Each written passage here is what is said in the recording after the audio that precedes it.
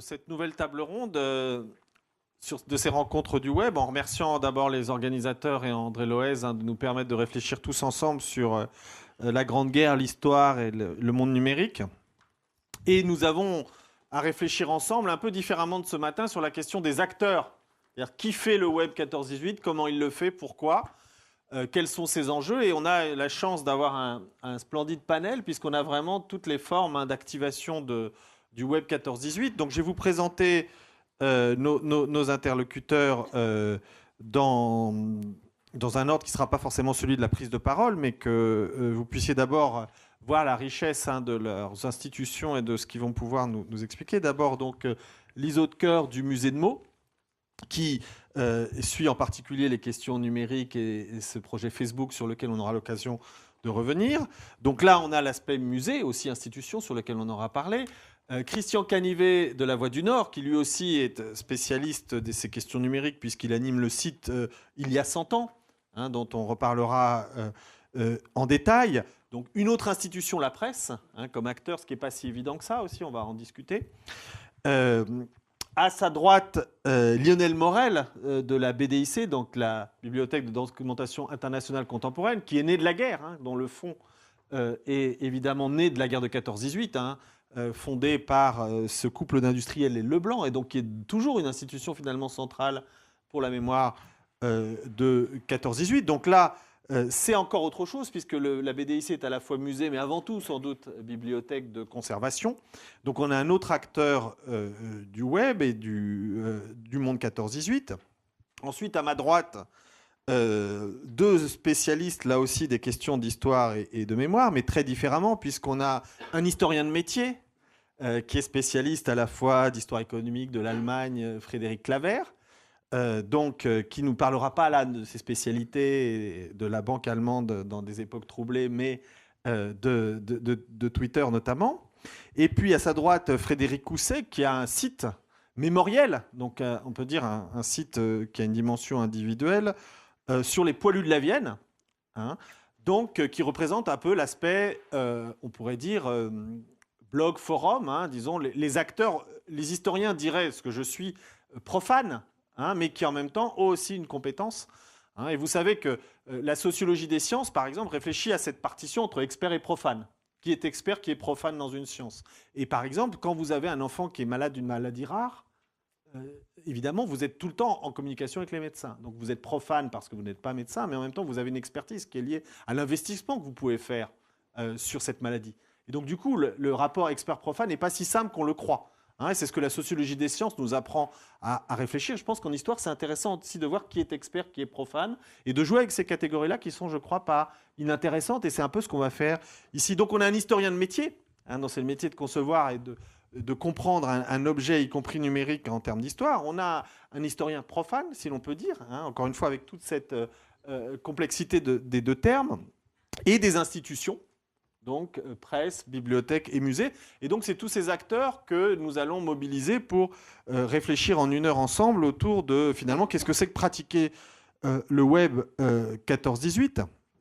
Et donc, je voudrais qu'on ait peut-être une première partie un peu descriptive, un premier tour de table pour nous expliquer ce que vous faites. Alors pas trop longuement, ce n'est pas des cours de présentation des institutions, mais un petit peu comment les choses. Et puis ensuite, j'aimerais vous interroger peut-être un peu plus sur qu'est-ce que vous êtes en train de faire quand vous faites du web 14-18, c'est quoi les enjeux moraux, politiques, touristiques et puis intellectuels. Et donc, on aura peut-être une discussion de fond.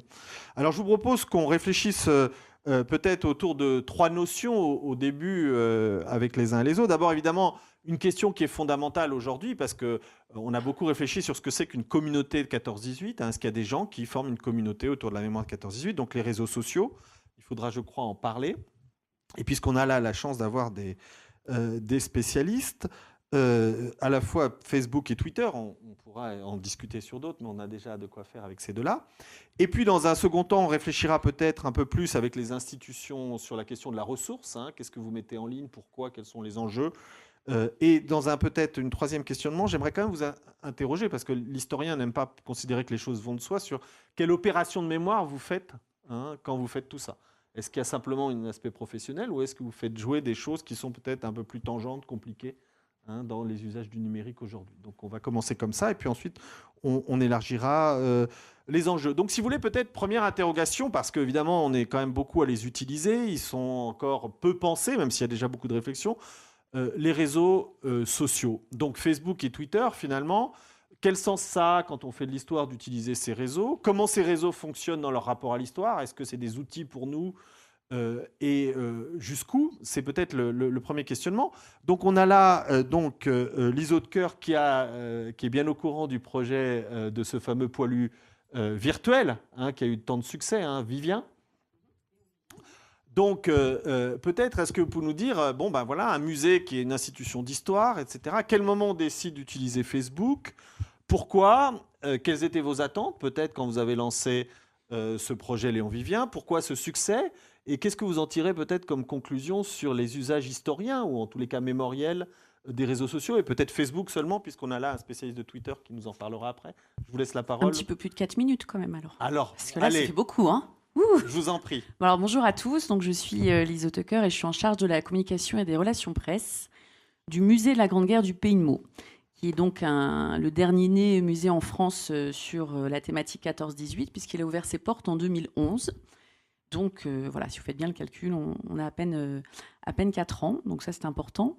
Donc évidemment, avant d'aller directement à Facebook, il faut avoir en tête que l'ouverture d'un musée de France de cette envergure, avec une collection aussi riche de près de 60 000 objets, pièces et documents sur la thématique 14-18, ça prend beaucoup de temps, et que la stratégie digitale n'était pas du tout notre priorité pour l'ouverture du musée. Il y avait suffisamment à faire pour faire connaître le musée et c'était pas notre priorité au niveau des réseaux. Voilà, c'est déjà le postulat de départ. Évidemment, le site web incontournable. Je suis même pas certaine d'ailleurs pour mémoire que nous avions déjà une page Facebook à l'ouverture du musée. Ça a dû arriver quelques mois à peine avant, donc c'était vraiment frémissant et nous n'avions pas non plus de compte Twitter. Donc voilà, le postulat en était là. Et il se trouve que nous étions depuis 2012 en mécénat de compétences avec une grosse agence de publicité française qui s'appelle l'agence DDB. Donc je parle bien d'une agence de publicité et non pas d'une agence de communication. Une agence de publicité qui fait les pubs que vous voyez entre le film et le journal télévisé, etc. Des pubs sur le beurre Fleury-Michon, sur Volkswagen, qui n'a pas grand-chose à voir avec la culture. Et il se trouve qu'ils sont venus nous voir et nous ont proposé une première campagne de communication print pour le premier anniversaire du musée. Et ces gens ne les connaissaient pas, ils ne connaissent pas le directeur du musée, ils ne connaissent pas Jean-Pierre Vernet, l'homme qui est à l'origine de la collection.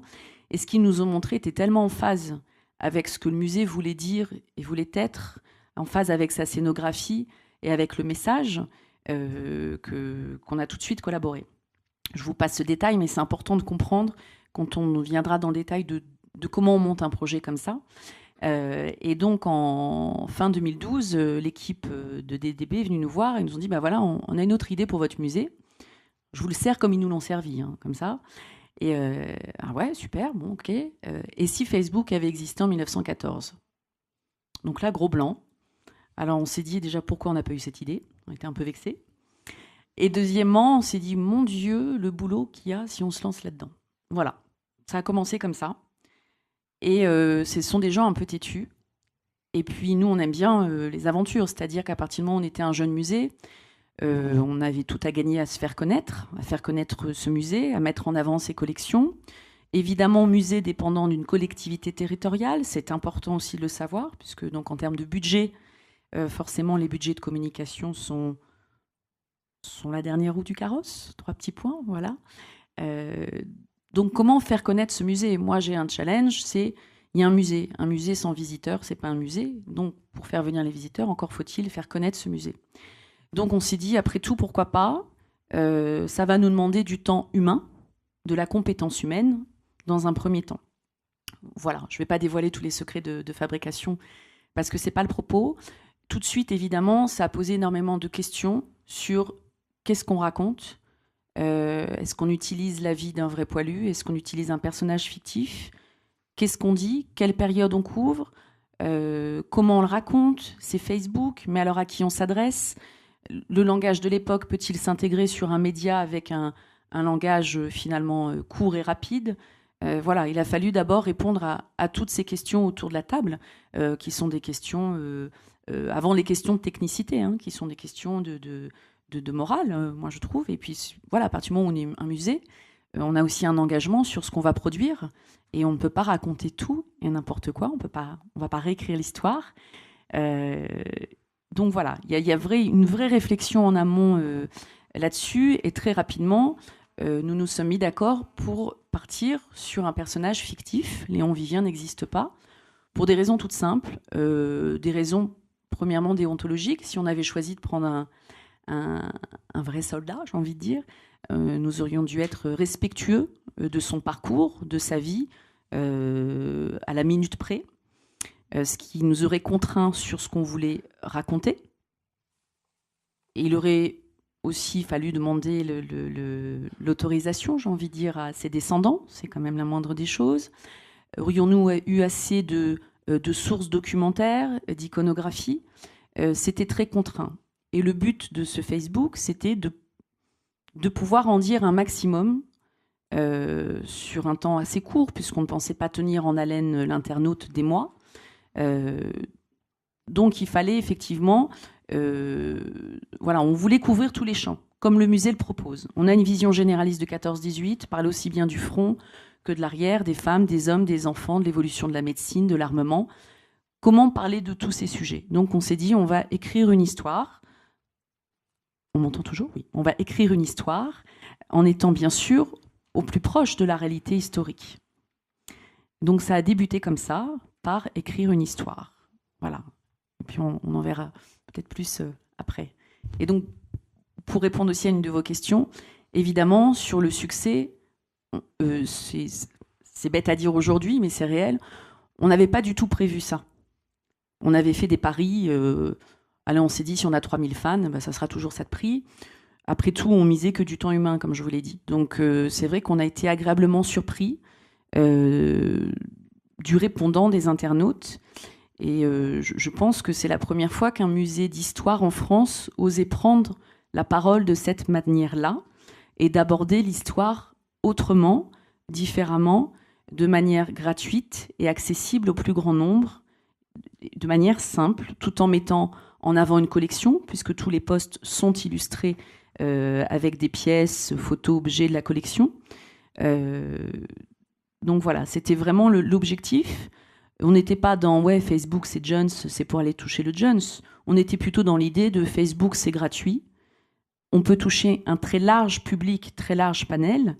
Ça correspond à l'idée du musée qui est d'être accessible au plus grand nombre. Que vous soyez historien émérite ou que vous ne mettiez jamais les pieds dans un musée, l'idée est que chacun puisse y trouver son compte et y passer un beau moment. Donc voilà. Et puis en plus, c'est gratuit, Facebook. Donc ça, c'était plutôt pas mal. Donc voilà, c'était en gros ce qui nous a orientés là-dessus. Merci. Il y a des choses très intéressantes dans ce que vous avez dit. Déjà, c'est que l'impulsion n'est pas venue finalement du monde de la culture, mais du monde de la com, en fait. De la publicité, même. Donc, du coup, c'est assez intéressant de voir aussi les cheminements des réseaux sociaux dans le domaine de 14-18 numérique. Donc, cette genèse est déjà très intéressante. Alors, peut-être avant de passer la parole pour qu'on puisse quand même réfléchir encore sur les réseaux sociaux, il y a beaucoup de questions. Moi, j'avoue que j'aurais des questions à vous poser sur la légitimité à inventer un personnage quand il en existe tant de vivants. Donc, je ne suis pas convaincu de ce point de vue-là, mais c'est une discussion qu'on pourra peut-être prolonger tout à l'heure encore. Je voulais d'abord vous interroger sur quelque chose, puisque c'est notre objectif. Qu'est-ce que vous en tirez, vous, comme leçon sur l'usage de Facebook, finalement, puisque vous avez une des expériences qui a quand même bien réussi, qui est riche, intéressante. Qu'est-ce que finalement, si vous aviez à dire, bon ben voilà, pour nous maintenant, voilà ce qu'on en a tiré comme conclusion, c'est pas partie de vous, mais qu'est-ce que vous en tirez maintenant comme pour votre musée? Est-ce que c'est un outil qui vous paraît finalement colossal? Est-ce que c'est un coup de chance? Est-ce qu'on peut théoriser un peu ce que vous avez fait de manière empirique? Est-ce qu'on peut prolonger? Comment vous en tirez? Quelle conclusion, quelle prolongation vous voyez? Alors je ne suis pas sûre qu'on puisse parler de coup de chance. Facebook est un outil mass média qu'on connaît tous, toile d'araignée, magnifique. On est tous d'accord, en tout cas, pour se dire que si ça a fonctionné, contrairement à ce qu'on peut imaginer, c'est pas grâce à Facebook. Je pense que c'est le travail d'écriture qui est fondamental dans ce travail-là. Et que si les internautes se sont pris d'affection pour un personnage qui n'existe pas, parce qu'à un moment, les internautes ont quand même parlé. C'est la page officielle du musée de la Grande Guerre qui modérait pendant 1 mois et demi la page de Léon. Hein. C'est pas Léon qui répondait aux internautes, ça c'est important. Mais pour autant, les internautes d'aujourd'hui parlaient à Léon de 1914, 1915, qui n'existait pas. C'était quand même assez étonnant. Et donc, je pense que le pouvoir des mots reste important, même sur du digital.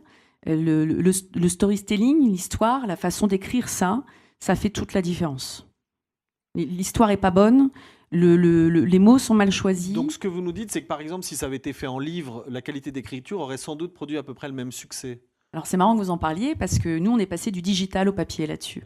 C'est-à-dire qu'il y a eu l'expérience web, et en fait, à l'issue de ce succès, on a 3 éditeurs français qui sont venus nous voir pour nous dire, bah, écoutez, voilà votre histoire, nous, on a envie d'en faire un objet, de passer de l'immatériel au matériel.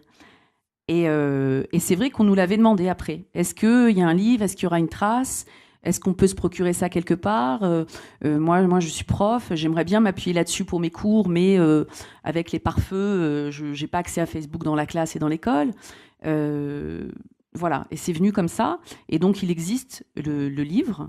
Donc, on a couché sur le papier l'histoire de Léon telle qu'elle est écrite sur la page Facebook.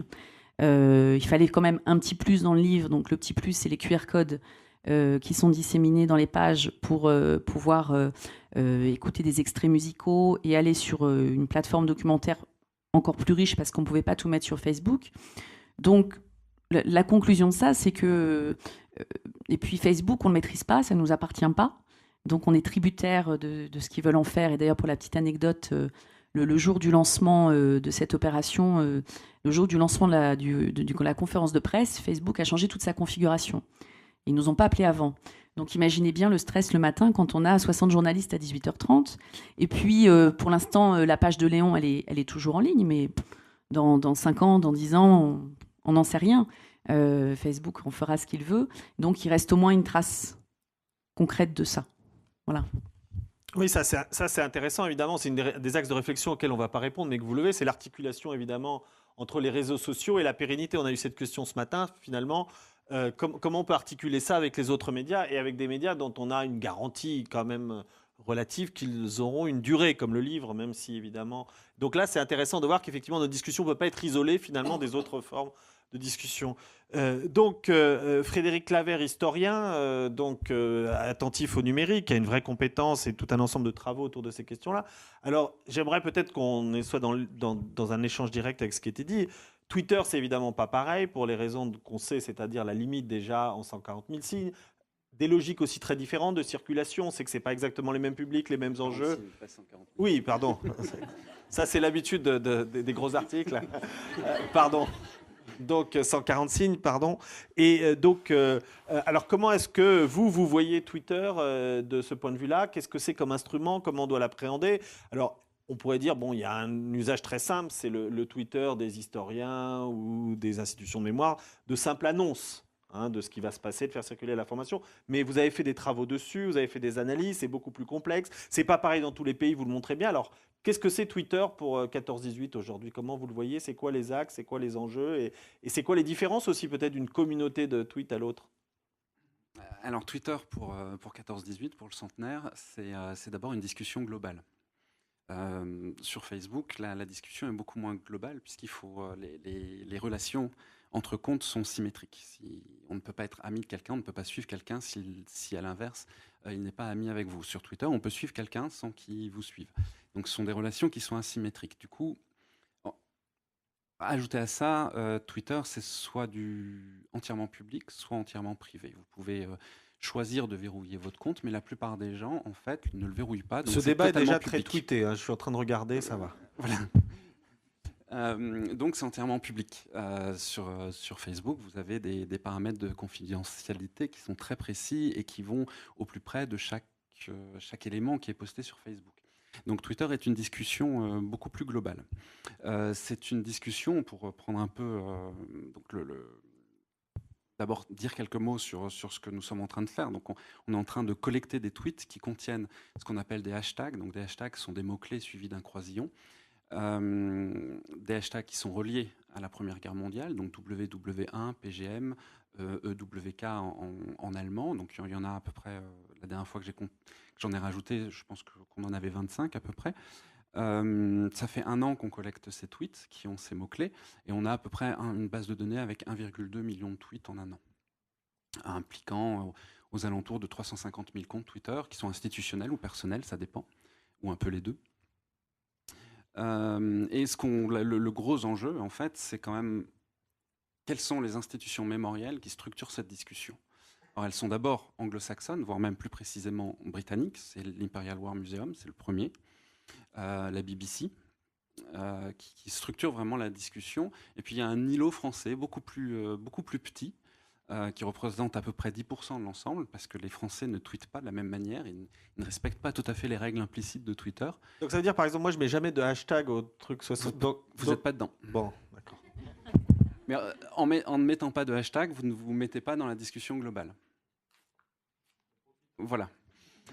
Et c'est ce que les Français font. Alors je ne me souviens plus du musée de mots, mais je sais que les invalides qui pourraient participer à cette discussion ne mettent jamais de hashtag. Donc ils ne sont jamais dans la discussion globale.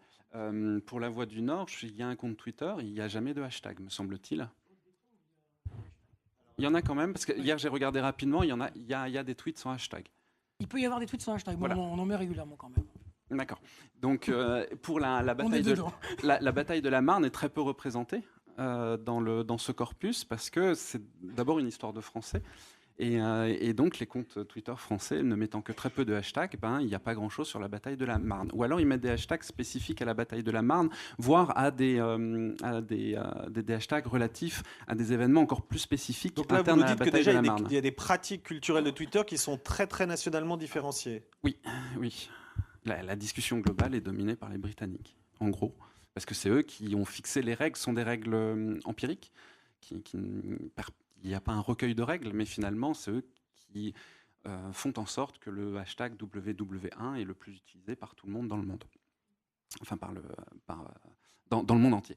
Voilà. La seconde chose, c'est voir aussi entre les Français et les Britanniques, puisque c'est dans le corpus, c'est les deux ensembles linguistiques qui sont les plus présents. Il y a quelques Espagnols, mais c'est à cause de l'ambiguïté du hashtag 11 novembre, parce qu'il y a eu le 11 novembre une manifestation à Barcelone avec à peu près les mêmes hashtags.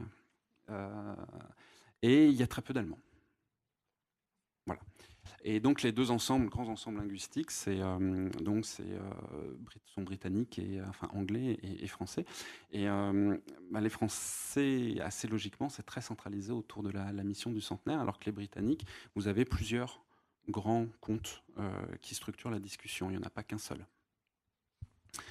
Du coup, l'une de mes grandes conclusions, c'est de constater que les institutions mémorielles, dans un sens large, ça peut être les médias, ça peut être des institutions médiatiques, ça peut être des musées. En France, on peut-être une réflexion à mener sur leur propre communication sur ce type de réseaux sociaux, pour intégrer justement la discussion globale, et peut-être aussi mettre un peu d'anglais de temps en temps dans leurs tweets, pour ne pas que tweeter en anglais, puisqu'il s'adresse d'abord à un public français, c'est logique, mais de temps en temps tweeter un peu en anglais pour intégrer cette discussion globale et essayer de s'adapter aux règles empiriques qui se sont fixées. Après, on voit aussi des choses dont on a déjà discuté et qui ont déjà été discutées ce matin. Les Britanniques sont vraiment très orientés champ de bataille, en fait, dans la manière dont ils commémorent. Enfin, en tout cas, dans la manière dont ils en parlent sur Twitter. Les Français très orientés poilus, même si les Britanniques parlent aussi de leurs soldats. Les Français commémorent le 11 novembre, les Britanniques commémorent l'entrée en guerre. C'est très net, vous avez plus de 110 000 tweets, quasiment tous en anglais, le 4 août. Vous en avez 90 000 à 80% français le 11 novembre. C'est les deux grands pics dans notre base de données. Les événements un peu communs, c'est l'assassinat de l'archiduc. Mais c'est que 12 ou 13 000 tweets par le 28 juin. Et est-ce que dans les études que vous avez faites, vous avez repéré des tentatives, bon, on sait qu'il y en a un peu cognitives comme celle du musée de mots, c'est-à-dire d'utiliser un peu Twitter un peu différemment, c'est-à-dire d'une manière moins peut-être réactive ou en tous les cas d'une circulation rapide comme c'est le principe même. Est-ce que vous avez vu beaucoup d'équivalents à un Léon ou en tous les cas à un projet de connaissance finalement? Alors, dans la partie francophone du corpus, vous avez par exemple le compte Un jour un poilu, qui est très actif. Vous avez des comptes qui sont orientés sur des régiments. Donc, il y a des projets qu'on peut qualifier d'histoire publique C'est assez ça. nette. Il y en a beaucoup plus côté britannique, qui ont vraiment une culture d'histoire publique, mais c'est eux qui l'ont inventé, donc c'est normal. Enfin, ce qu'on appelle la public history. Et là, on retrouve enfin, parfois des choses assez similaires dans les deux aires linguistiques, parfois des choses un peu différentes. Il y a pas mal de comptes britanniques qui tweetent sur des archives, par exemple, sur des lettres, par exemple. Oui, on a des collègues aussi qui tweetent dans le monde germanique, par exemple, des journaux quotidiens, comme celui de l'anarchiste Eric Musam. Donc il y a cette possibilité-là. Et est-ce que, bon, alors vous, comme historien, peut-être j'ai envie d'oublier le spécialiste des réseaux sociaux, est-ce que ça vous paraît viable, finalement, une forme de... Est-ce qu'on peut dire que Twitter, finalement, peut être un lieu de connaissance, avec toute la noblesse, la force que ça peut avoir pour un historien? Il y a beaucoup de lieux qui produisent la connaissance. Facebook, on le voit parce qu'il n'y a pas cette limite. Il y a d'autres contraintes, mais il n'y a pas cette limite en termes de signes. Il n'y a pas non plus cet enjeu de réactivité, parce que si on n'est pas retweeté, on perd aussi de la force. Et pour être retweeté, il faut évidemment être dans une forme d'actualité ou en tous les cas avoir une résonance. Donc les enjeux ne sont pas exactement les mêmes que sur Facebook. Donc comment vous voyez ça de ce point de vue-là? Est-ce que finalement, vous comme historien, vous dites, ben voilà, quand je travaille sur Twitter, je suis dans un lieu qui est en train de produire une connaissance dont on n'a pas encore peut-être toutes les modalités, ou est-ce que c'est pas si simple que ça? Et comme historien, on trouve toujours que c'est jamais aussi simple que ça. Je- Voilà. La première chose, c'est qu'il existe quand même sur le web quelque chose qui définit le web, qui est le lien. Donc la limite des 140 caractères n'est peut-être pas si importante que ça, dans la mesure où on peut lier vers des pages web, où là, on peut avoir un discours beaucoup plus long, structuré différemment. Voilà. Par contre, quoi qu'il arrive, il faut être efficace dans la manière dont on rédige. Donc ça oriente la rédaction. Il faut vraiment aller droit au but et n'avoir aucune fioriture. Donc le style est très différent. Euh, pour moi, c'est un lieu de connaissance dans la mesure où c'est un lieu d'analyse, en fait. Si je collecte des tweets, c'est justement pour savoir quel est le rapport des citoyens au passé. Et là, ça peut être un lieu de production de connaissances au moins indirectes, dans la mesure où il y a un moyen, alors je ne l'ai pas encore fait, mais c'est prévu, d'analyser le rapport au temps. Parce que c'est avec Twitter, surtout Twitter et le centenaire, vous avez quand même différentes strates de temporalité. Celle du flux Twitter, les tweets qui sont émis constamment, avec des centaines de milliers de tweets secondes ou minutes. Celle de chaque utilisateur qui peut avoir sa propre temporalité, la temporalité des commémorations du centenaire. On commémore le centenaire, mais le point d'orgue a été le 11 novembre, qui est en 1918. Techniquement, on n'a pas 100 ans. Donc il y a une temporalité du centenaire qui n'est pas la temporalité non plus de la Première Guerre mondiale, qui est encore une autre temporalité. Donc là, on peut un peu regarder le rapport des gens, des institutions, des comptes Twitter au temps, et là, on peut produire la connaissance, me semble-t-il. Et, en fait, quand on commence à pratiquer Twitter de manière intuitive, et sans doute ensuite on peut le faire de manière beaucoup plus rationnelle, on voit qu'il y a des tweets qui marchent et d'autres qui ne marchent pas, sans que ce soit des logiques purement cognitives ou des logiques proprement historiennes. Donc il y a des tas de stratégies induites par Twitter qui sont très différentes de la connaissance qu'on a l'habitude de manier comme historien. Et donc je vous demandais, pas de politique fiction, mais est-ce que ça va pas induire aussi des effets de connaissance, c'est-à-dire qu'on va avoir des nouvelles formes d'expression, de production de savoir qui sont liées justement au fait que pour qu'un tweet ait un sens, il faut qu'il soit retweeté, qu'il faut qu'il soit lu. Et donc du coup, là, on a, comme vous dites, une stratégie rhétorique, mais ça va plus loin, c'est-à-dire qu'il faut anticiper une manière d'écrire l'histoire qui est adaptée à Twitter et donc qui va produire des effets de connaissance dont on n'a peut-être pas non plus tous les tenants et les aboutissants. Est-ce que c'est surinterprété ou est-ce qu'on va vers quelque chose comme cela? Twitter, c'est à la fois une discussion globale et des sous-communautés qui peuvent être très différentes les uns des autres. Donc ça va vraiment dépendre de ces petites communautés qui forment une sorte de patchwork qu'est Twitter et qui ensuite se répercute dans une discussion globale. Donc ça va dépendre énormément de ces communautés. Et effectivement, dans certains cas, j'ai développé un exemple pour ça. Le tweet va être beaucoup dans l'émotion en fait, pour devoir être retweeté. Un exemple est le 11 novembre, un compte individuel, une Française, a publié les premiers mots d'une lettre d'un poilu. Premier mot très émouvant, qu'une spécialiste de la correspondance entre époux, qui est Clémentine Vidal-Naquet, m'a indiqué comme vraisemblablement être faux, en fait. Et ce début de lettre est extrêmement émouvant, a été retweeté énormément de fois, plusieurs centaines de fois. Le problème, c'est qu'il y avait 2 raisons pour le retweet. Soit les gens qui trouvaient ça beau, donc ils l'ont retweeté, soit ceux qui ont essayé de savoir si c'était un vrai ou un faux.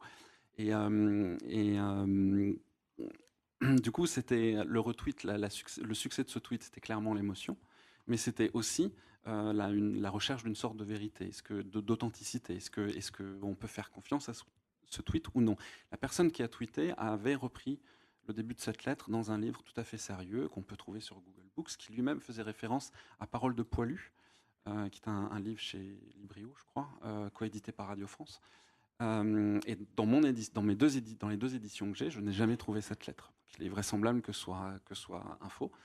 Mais elle avait fait l'effort quand même de contrôler dans un livre qu'elle avait estimé tout à fait fiable. Et donc, on voit certains comptes Twitter suivre le chemin des notes de bas de page, sans être historien du tout, et tomber sur Paroles de poilu et constater que, oui, Paroles de poilu existe, mais qu'il n'y a pas cette lettre. Donc vous avez à la fois 2 raisons de ce retweet. D'abord, l'émotion, et ensuite, la méfiance, finalement, la recherche de l'authenticité. Merci beaucoup. Je pense déjà ça nous donne beaucoup à réfléchir sur les effets, et on y reviendra, des réseaux sociaux et leurs différences, parce que évidemment, on l'a bien vu, c'est pas les mêmes enjeux. Et donc je voudrais qu'on reste sur les effets de connaissance et sur le lien entre institution mémoire et effets de connaissance, peut-être en posant une question provocatrice à Christian Canivet. Finalement, pourquoi est-ce que un groupe de presse tourné vers l'actualité fait de l'histoire et fait de l'histoire avec les réseaux sociaux? Qu'est-ce qui vous justifie? Et pourquoi la guerre de 14? Alors j'ai peut-être des réponses implicites en vous posant la question, mais j'ai quand même envie que vous vous justifiez, que vous nous expliquiez pourquoi la Voix du Nord fait de l'histoire d'abord, et pourquoi ensuite elle fait de l'histoire sous la forme numérique. Il faut dire que vous avez un site qui est tout à fait intéressant, hein. Je ne sais pas si on peut... Je vais essayer de le mettre pendant que vous parlez, hein, même si c'est un PC, donc je suis un peu inquiet, mais je vais essayer de m'en sortir. Ah voilà, il y a un spécialiste de PC qui va... Parce que moi, s'il n'y a pas la petite pomme, je ne suis pas très à l'aise. Donc la question, c'est pourquoi vous vous lancez dans l'histoire, hein? Alors évidemment, c'est lié sans doute à la région, vous allez nous l'expliquer. Pourquoi est-ce que vous faites un site, et puis un site propre, hein, qui n'est pas directement, on peut dire, qui a une adresse propre, et donc du coup, qui est plus que la Voix du Nord, d'une certaine manière. Vous lui donnez une identité, et dans ce site, vous produisez non pas seulement, on pourrait dire, un rapport journalistique au savoir, hein, mais vous avez vraiment vous faites un travail d'historien, hein. Vous y dites beaucoup de choses dans ce site, vous y donnez des documents, hein. On y reviendra aussi. Il y a aussi là cette idée de faire un suivi, hein, puisque donc il y a les lieux de mémoire, il y a ce journal d'un habitant de Roubaix, Tout à fait. que vous suivez. Donc expliquez-nous, justifiez-vous finalement. Alors, c'est parti d'un simple Je constat. plaisante, hein, mais c'est quand même Non, ça le mais, fond de la question. Non, mais je comprends bien. Bon, c'est pas la première fois que la Voix du Nord fait de l'histoire, en fait. On est un média régional. Régulièrement, dans nos colonnes, on a des articles historiques sur l'histoire de nos régions. Tout simplement, en 2012, on s'est posé la question. On s'est dit, bon, ben voilà, dans 2 ans, il va y avoir énormément de choses autour de 14-18. Comment est-ce qu'on peut être présent? Parce qu'on a estimé qu'on était complètement légitime pour être présent sur 14-18, tout simplement parce qu'on couvre des régions, nos éditions, hein, La Voix du Nord, mais aussi parce que c'est un groupe, on possède le Courrier Picard, l'Union de Reims, donc on couvre finalement des régions qui vont de la mer du C'est Nord. intéressant parce que sur les questions mémorielles, on le voit d'ailleurs, le site est commun puisque vous Voilà, avez les voilà. trois Les 3 logos, des 3 médias. Donc on couvre finalement la ligne de front qui va de la mer du Nord jusqu'à la Lorraine, pour ainsi dire. On s'arrête en Lorraine. On n'avait pas l'ambition d'aller au-delà parce qu'on s'est dit, on essaye d'être bon là où on est présent. On n'a pas l'ambition de couvrir l'actu et l'histoire de l'Alsace ou de la Lorraine comme on le fait pour le Nord-Pas-de-Calais ou la Picardie. Donc on n'est pas parti de rien parce que on a une couverture du territoire qui est dense, on a des équipes qui sont présentes localement, on a un fonds aussi nous-mêmes d'archives qui est très, très, très solide. On a les collections du Grand Écho du Nord qui était le média qui existait à l'époque en 1914. On a donc des collections propres sur lesquelles on a pu s'appuyer pour travailler, pour nos ressources. Et puis on a à l'inverse du musée de Meaux, il n'y avait pas cette expertise en communication. Nous, on est un média, et on a cette expertise en communication. Donc avec tous ces atouts, on s'est dit comment est-ce qu'on peut travailler sur la Grande Guerre. Alors on s'est dit voilà, tout simplement on va faire notre métier de journaliste. Notre métier de journaliste, ça consiste à travailler sur l'actu. Donc sur ce site, on n'a pas que de la mémoire et que des articles des articles de l'époque. On a aussi des articles d'aujourd'hui, c'est-à-dire là, si on active la petite flèche là sur le menu déroulant à droite de la grande photo, la petite flèche voilà, sur la grande photo, voilà. Et encore une fois, voilà. Donc ça, par exemple, c'est un article sur une expo qui s'est inaugurée cette semaine à Arras. Donc on a à la fois des contenus d'infos d'aujourd'hui, c'est-à-dire dès qu'on trouve un cadavre de poilu dans les champs, parce que voilà, la réalité c'est qu'on est une région où tous les jours, toutes les semaines, on trouve des choses. On trouve des obus toutes les semaines, on trouve des poilus régulièrement, je ne vais pas dire toutes les semaines, mais régulièrement. Et il y a une activité qui est très intense, très dense dans les musées de la région, des commémorations sans cesse. Donc on a, en fait, ça tourne aussi tout seul avec de l'actu d'aujourd'hui. Donc ça, c'est une chose. On a voulu également jouer la carte de l'actu de l'époque. Donc c'est pour ça on a cette rubrique qui s'appelle ce qui faisait l'actu il y a 100 ans. Et là, on s'appuie sur nos ressources propres. Alors, au début, c'était facile parce que jusqu'en octobre 14, on a des journaux régionaux qui sont publiés. Sauf qu'à partir d'octobre 14, à Lille, on est occupé par les Allemands. Donc, il n'y a plus de journaux dignes de ce nom. On a un bulletin allemand de propagande qui prend le relais des journaux existants. Donc on s'est, après nous être appuyé pendant tous les premiers mois sur notre propre fonds d'archives, on s'appuie désormais sur le journal Le Temps, qui est un journal national, mais où on retrouve des informations qui concernent le front dans les Flandres, en Artois, dans la Somme. Et puis on s'est appuyé également sur un support, on s'appuie sur les communiqués officiels des armées. On en met des extraits assez larges tous les jours. Et puis voilà. Donc un travail de journaliste, on met de l'actu, de l'info. Et puis notre travail de journaliste consiste aussi à donner de l'info pratique. Et c'est ce qu'on entreaperçoit ici avec les lieux de mémoire. On a une Google Map avec, on recense, elle est constamment enrichie. On recense des milliers de. Vous pouvez cliquer dessus, voilà. Tous les lieux de mémoire, voilà, ça va apparaître. Tous les lieux de mémoire, c'est-à-dire, on part des cimetières militaires, mais les musées, les nécropoles, etc., avec des codes, vous voyez, anglais, allemand, français, etc. On va retrouver tout ça donc sur quasiment toute notre ligne de front. Alors, elle s'enrichit constamment. Pour l'instant, on n'a pas la prétention d'être exhaustif. Ces lieux de mémoire, on en découvre en permanence, en fait. Donc, quand on clique sur un des lieux, excusez-moi. Il n'est pas venu pour ça. Quand on clique sur un site, voilà, n'importe lequel, on va avoir l'adresse, le nombre de soldats qui reposent quand il s'agit d'un cimetière, évidemment, l'adresse, numéro de téléphone, et puis le site internet associé à ce lieu de mémoire. Donc ça, c'est de l'info pratique. Info pratique encore avec l'agenda. On a un agenda des manifestations. Je ne vais pas vous obliger à vous relever, mais voilà, il y a un agenda des expos, des conférences qui se tiennent dans le Nord, Pas-de-Calais, la Picardie. Voilà. Et on s'est inspiré, je le dis clairement, rendons à César ce qui est à César, on s'est inspiré du musée de Meaux et de Léon Vivien. Quand on a vu le succès qui était au rendez-vous concernant Léon Vivien, on s'est dit, et pourquoi pas nous, est-ce qu'on ne pourrait pas trouver...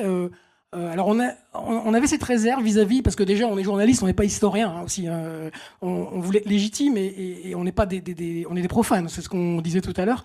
Même si on a fait des études d'histoire pour les uns ou les autres, mais on reste des profanes. Et on s'est dit, l'avatar, ça nous chiffonnait, quoi. On s'est dit, on va essayer de trouver un vrai témoin. Et on a eu une chance folle parce qu'on a retrouvé le carnet tenu jour le jour par un civil. Alors en plus, on s'est dit, on l'évoquait ce matin, la première table ronde, en France, on a l'obsession du poilu. Finalement, on s'est dit, nous, on prend le contre-pied. On est une région qui était traversée par la ligne de front avec une bonne partie de la région en zone occupée par les Allemands. Donc on va prendre le récit d'un civil, mais en zone occupée. Et on a eu cette chance de tomber sur le carnet, le journal tenu du premier jour de la guerre au dernier jour de la guerre. Donc il n'a pas la mauvaise idée de mourir comme Léon Vivien en 1915. Donc pour nous, ça nous donne de la profondeur. C'est un Roubaisien retraité, architecte, donc quelqu'un qui est érudit, qui est bourgeois, qui sait écrire. Et il nous produit quelque chose de formidable, parce que tous les jours, on a donc un récit de ce qui se passe à Roubaix, parce qu'il ne peut pas franchir la zone le no man's land, évidemment. Donc il reste à Roubaix en zone occupée. Il n'a pas les moyens d'aller ni en Belgique, ni à Lille. Enfin, si, à Lille, il peut y aller, mais il ne peut pas aller à Dunkerque. Faut voir ça.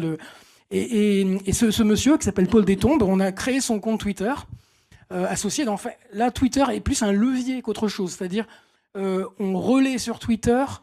Parce que le récit de Paul Détombe ne tient pas en 140 signes chaque jour. Donc on était obligé, on s'est dit on va lui donner un petit levier. Twitter en est un. Et donc on poste régulièrement quand on trouve que c'est intéressant, parce que des fois Paul Détombe il est inégal, il n'est pas excellent, brillant tous les jours. Parfois il parle de ses soucis domestiques, de sa cave qui est inondée. Bon, alors quel est l'intérêt pour l'internaute de savoir que la cave de Paul Détombe est inondée? Voilà, il y a des choses, parfois on sort un peu du champ. Mais quand il est dans la description de ce qui se passe à Roubaix, avec les régiments allemands qui défilent, avec les Allemands qui viennent loger chez lui, etc., on a plein d'infos. Alors, oui, pardon. Non, j'ai envie de vous arrêter en vous écoutant parler de ça. Je me dis finalement, qu'est-ce que vous êtes en train de faire? C'est-à-dire, comme journaliste, quand vous faites tout ça, c'est quoi l'objectif? C'est-à-dire, vous êtes en train de produire en quelque sorte un intérêt régional, puisque vous l'avez dit encore une fois, vous pensez région quand vous faites ça, identité régionale, comme Oui. on pourrait dire qu'il y a des produits du Nord, etc. La guerre de 14 en est un. Est-ce que vous dites finalement, le journaliste est un producteur d'histoire, de connaissances historiques, parce qu'il a, comme vous dites, des tas de... Vous l'avez dit très bien, il y a l'ancrage local, il y a des sources. Donc qu'est-ce que vous faites quand vous faites tout ça? Parce qu'après tout, on pourrait imaginer que vous vous en teniez à la dimension mémorielle, activité de mémoire, lieu de mémoire. Là, vous produisez un contenu. On veut être dans la pédagogie aussi. On veut apprendre des choses à nos lecteurs. On veut les sensibiliser à ce qui s'est passé dans nos régions, qui est très lourd. Nos régions sont très marquées encore par la guerre 14-18 au quotidien. Donc on veut les sensibiliser, tous les publics. Là, on touche vraiment tous les publics. Alors les réseaux sociaux nous servent de levier. Twitter en est un modeste, mais il se trouve que La Voix du Nord, on a la première communauté Facebook de la presse quotidienne régionale en France. On a près de 400 000 fans sur lavoixdunord.fr. Et tous nos articles qui le valent à nos yeux, on les poste sur Facebook. Ça démultiplie aussi le nombre de consultations. Donc on a une ambition pédagogique. On veut s'adresser au grand public. On s'adresse pas aux spécialistes. On l'a évoqué tout à l'heure. Les spécialistes, on sait qu'on tient pas la route à côté de gens hyper pointus sur les uniformes ou sur des collectionneurs qui s'y connaissent très bien ou sur telle ou telle bataille. Non, on est des généralistes. La Voix du Nord, c'est aussi un support généraliste. On parle d'économie, de politique, de sport. On reste généraliste dans notre approche. Donc on reste dans l'humain, dans l'incarné. Paul Détombe en témoigne, quoi. On se dit, bon, voilà, on est des gens de la région qui parlons aux autres gens de la région et qui essayons de leur montrer ce qui se passe autour de la guerre 14. Merci. On va y revenir peut-être aussi sur ces enjeux régionaux dans le dernier tour de table. Il y a d'ailleurs des tweets amusants qui circulent. Il y en a un qui dit notamment que Frédéric Claver donne une leçon de tweet pour les nuls au modérateur. Je le trouve particulièrement sympathique, j'y répondrai après. Donc, je n'ai pas le temps de tous les lire parce que je voudrais écouter maintenant Lionel Morel. Alors, vous êtes à la fois proche et très loin de ce qu'on vient d'entendre, parce qu'il y a ce même enjeu de savoir comment le web, produit de la connaissance, va servir, vous l'avez dit, de plusieurs manières, identité régionale, distraction, connaissance, mais en même temps, vous êtes une institution aussi de recherche et vous n'avez donc pas à la fois ni les mêmes contraintes, ni les mêmes enjeux, et en même temps, vous n'êtes pas n'importe quelle institution, puisque vous avez des fonds qui sont absolument uniques, aussi bien iconographiques que sur le plan des textes. Alors dites-nous un peu, finalement, comment est-ce que une bibliothèque ancienne, donc, qui a l'histoire même de la Grande Guerre, comment on pense le rapport au numérique 14-18 par rapport aux centenaires? C'est quoi? Est-ce qu'il y a un arrière-plan? Est-ce qu'il y a une pensée théorique, une pensée générale, ou est-ce que c'est très empirique? Quand vous choisissez les fonds que vous allez numériser, mettre à la disposition, vous raisonnez finalement comme des historiens en disant c'est les fonds les plus utiles? Ou est-ce qu'il y a vraiment une capacité d'une institution comme la vôtre, la BDIC, donc il y avait des gens très compétents dans différents domaines, à produire une vraie politique théorique d'usage du numérique pour la connaissance de 14-18? Comment ça marche, peut-être, avant de raconter les choses pratiques, comment ça marche en amont, votre manière de faire? Alors, si vous voulez, donc effectivement, la BDIC, c'est un établissement ancien qui est né en 1917, directement de la guerre, hein, à partir d'un noyau de collection rassemblé par des collectionneurs privés qui s'appelaient les Époux Leblanc, qui ont légué cette collection à l'État, qui a servi à créer une bibliothèque musée de la guerre qui s'est transformée en la BDIC avec le temps, et qui donc est très marquée dans son identité par la guerre de 14-18.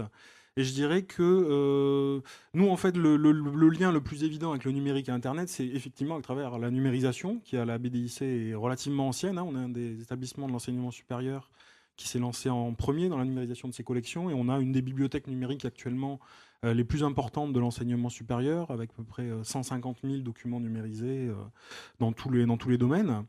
Et c'est effectivement, nous, si vous voulez, la réflexion, elle se pose surtout sur quelle est la place du document numérisé dans les usages numériques, et en particulier dans ce moment très particulier de la commémoration.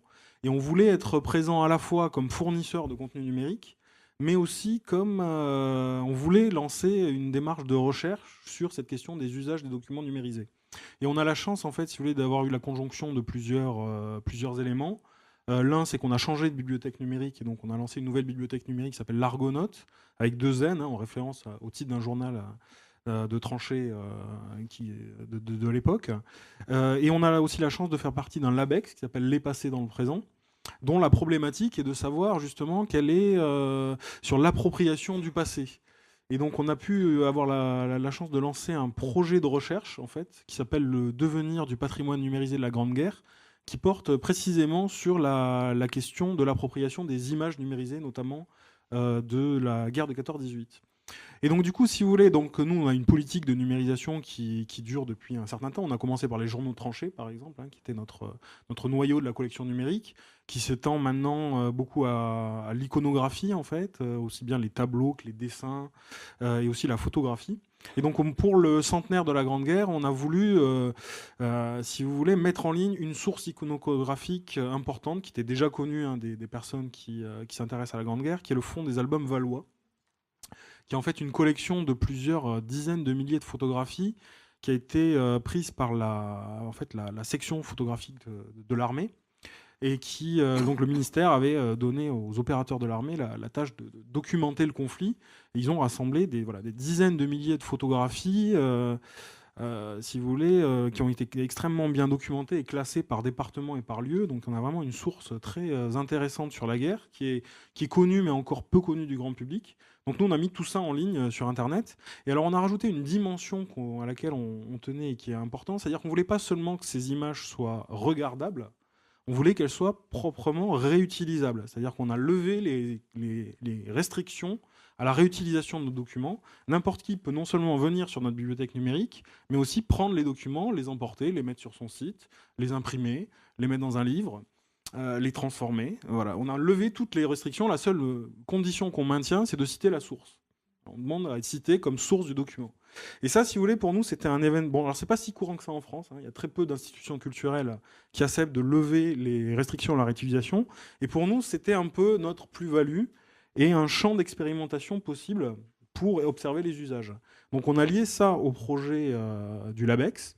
Et donc on a un programme de recherche en partenariat avec la BNF et Télécom Paris Tech, avec des sociologues, où on a monté un protocole pour étudier la réutilisation de nos images. Alors là, le plus largement possible, aussi bien sur des sites institutionnels, des sites de presse d'ailleurs. La Voix du Nord, on a travaillé en partenariat. Il y a une partie de ces images qui ont été utilisées dans votre d'un hors-série spécial là-dessus, mais aussi surtout les usages amateurs, quoi, et aussi les usages les plus volatiles, ceux qui sont sur les réseaux sociaux. On a nous-mêmes mis une partie de nos collections sur Flickr, on en a mis sur Historypin, un site qui permet de géolocaliser les images. Voilà, on a essayé de disséminer nos contenus nous-mêmes, et on est en train d'observer les réutilisations. Alors ça donne des résultats qui sont assez intéressants.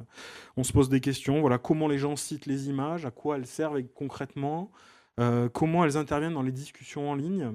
Est-ce que les gens les transforment? Est-ce que les gens les respectent? Est-ce qu'ils par exemple, détournent les images?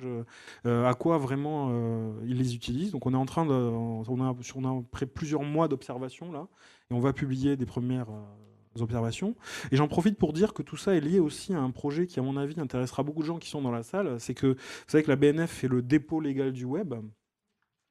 Et donc, elle collecte en fait les sites internet et elle a fait une opération spéciale sur la guerre de 14-18 dans laquelle en fait plusieurs institutions ont participé pour faire une grande collection de sites qui interviennent notamment dans la commémoration.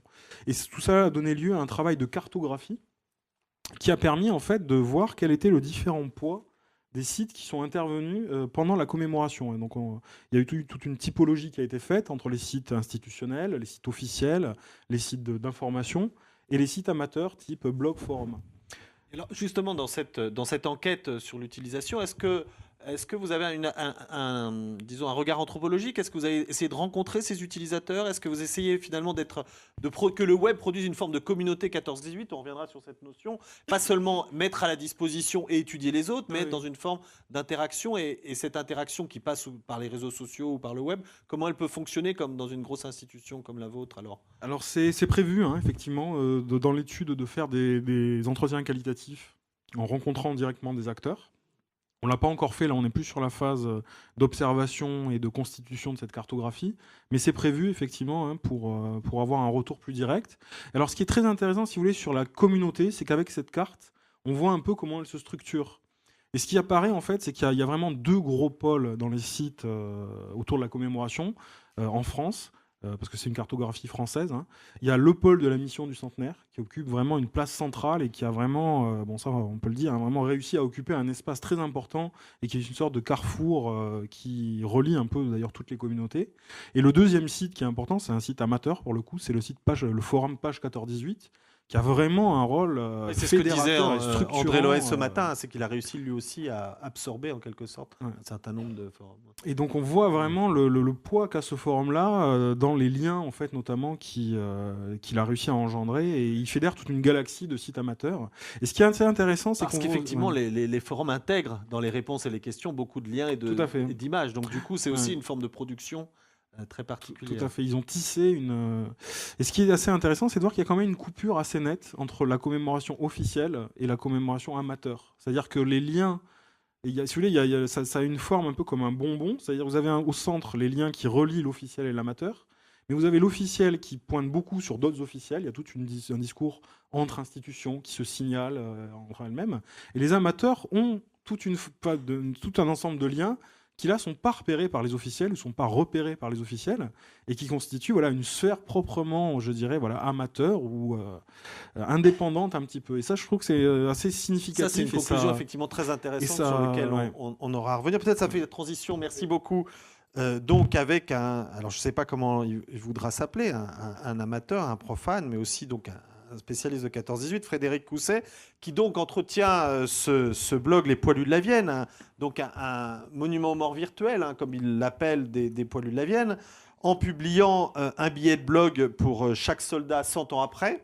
100 ans après sa mort, oui. Voilà, oui. Donc vous en avez prévu 13 000. Alors j'ai par exemple regardé celui du 9 avril, hein, donc c'est Jérôme Duplex. Par exemple, oui. Voilà. Et alors là, vous, ce que vous appelez un billet de blog, parce que ça ne va pas de soi, c'est qu'en fait, vous publiez des documents qui sont liés à ce soldat. Voilà. À ce soldat. Oui. Donc j'ai vu là la fiche des morts pour la France, un extrait de ce registre matricule. Et puis en l'occurrence, comme c'était un officier, il y avait des articles de presse un peu plus développés. Voilà, oui. Voilà, donc du coup, alors expliquez-nous un peu peut-être votre projet, pourquoi l'utilisation du web, comment vous êtes parti, et puis on reviendra peut-être aussi dans un dernier tour de questions sur ce que vous êtes en train de faire, en fait, aussi sur les enjeux et les interprétations. Mais racontez-nous d'abord votre projet finalement un peu profane et en même temps très professionnel, puisque ça devient finalement quelque chose d'extrêmement précis. Une base de données, oui, du coup. Alors en fait, le projet est né il y a 3 ans maintenant. Donc passionné de la guerre de 14-18, j'ai voulu rendre hommage aux soldats de la Vienne qui étaient morts durant le conflit. Je dis mort, c'est mort pour la France ou non mort pour la France. Donc ça représente effectivement 13 000 personnes, et rien que pour la Vienne, hein, ça fait une moyenne de 8 morts par jour à peu près. Et donc le but était justement de créer un billet de blog par soldat, et 100 ans, jour pour jour, après la mort du soldat, ce billet de blog est publié sur le blog. Ce qui permet aux gens en fait, qui suivent le blog de voir que tel jour, rien que pour la Vienne, il y a eu 15 morts, 20 morts, c'est monté jusqu'à 250 morts en août 14. Donc voilà, 100 ans jour pour jour, c'était vraiment l'occasion avec le centenaire de faire ce ce lien 100 ans après qui va permettre aux gens ensuite de voir effectivement j'ai envie de dire le massacre qu'a été cette guerre, ne serait-ce qu'à l'échelle d'un département et ensuite donc forcément à l'échelle d'un pays. Et bien sûr, alors moi le blog était intéressant puisqu'il fallait que je puisse contribuer assez facilement. Donc c'est vrai que le billet de blog c'est assez facile. Chaque billet de blog donc il est accompagné de l'affiche de décès du soldat, son registre matricule donc qui provient des archives départementales, si bien sûr les archives départementales ont mis les registres en ligne. Des coupures de presse locales, des éventuels documents remis par les familles, donc des photos, des lettres ou des choses comme ça. Même des coupures de presse d'ailleurs un peu plus nationales. Voilà, des dossiers de Légion d'honneur avec la base Léonore par exemple, des documents récupérés sur le Gallica pour la BNF ou via la BDIC. Donc voilà, de centraliser un peu tout ce qu'on peut retrouver sur ce soldat, sur le web, sur un seul billet de blog. Ce que je voulais aussi absolument, c'est qu'on puisse avoir des libellés. Donc ces libellés, ce sont les 2 colonnes de chaque côté, pour que les gens puissent filtrer par commune de la Vienne, voilà, et puis par régiment. Parce qu'effectivement, on parlait des différents amateurs. Il y a beaucoup d'amateurs qui ont fait des projets uniquement sur les régiments. Voilà, on a Jérôme Charot, par exemple, pour l'Indre, qui a fait un travail énorme sur tous les régiments de l'Indre. Donc il fallait aussi que les gens puissent filtrer, donc soit par commune de naissance, soit par régiment. Et puis comme ça, au jour le jour, les billets, 100 ans après, s'affichent sur le blog et les gens peuvent y revenir. Alors, vous ne faites pas d'analyse vous-même, c'est-à-dire qu'on ne vous voit pas apparaître en analysant, par exemple, les conditions du décès ou les spécificités de la bataille. Alors, des fois, du coup, je mets ce qu'on trouve sur le Mémoire des hommes, au niveau du journal de marche et des opérations. Quand la journée est vraiment bien décrite de ce qui s'est passé, donc je le rajoute. Mais effectivement, je suis pas historien, du coup, c'est vrai que je n'analyse pas. Je mets un peu, on va dire, brut sur tout ce qui concerne le soldat, sa journée, la journée de son décès, son registre matricule, etc. Et ensuite, via les réseaux sociaux, effectivement, je partage. Et là aussi, on parlait tout à l'heure des mots-clés, l'utilisation des mots-clés.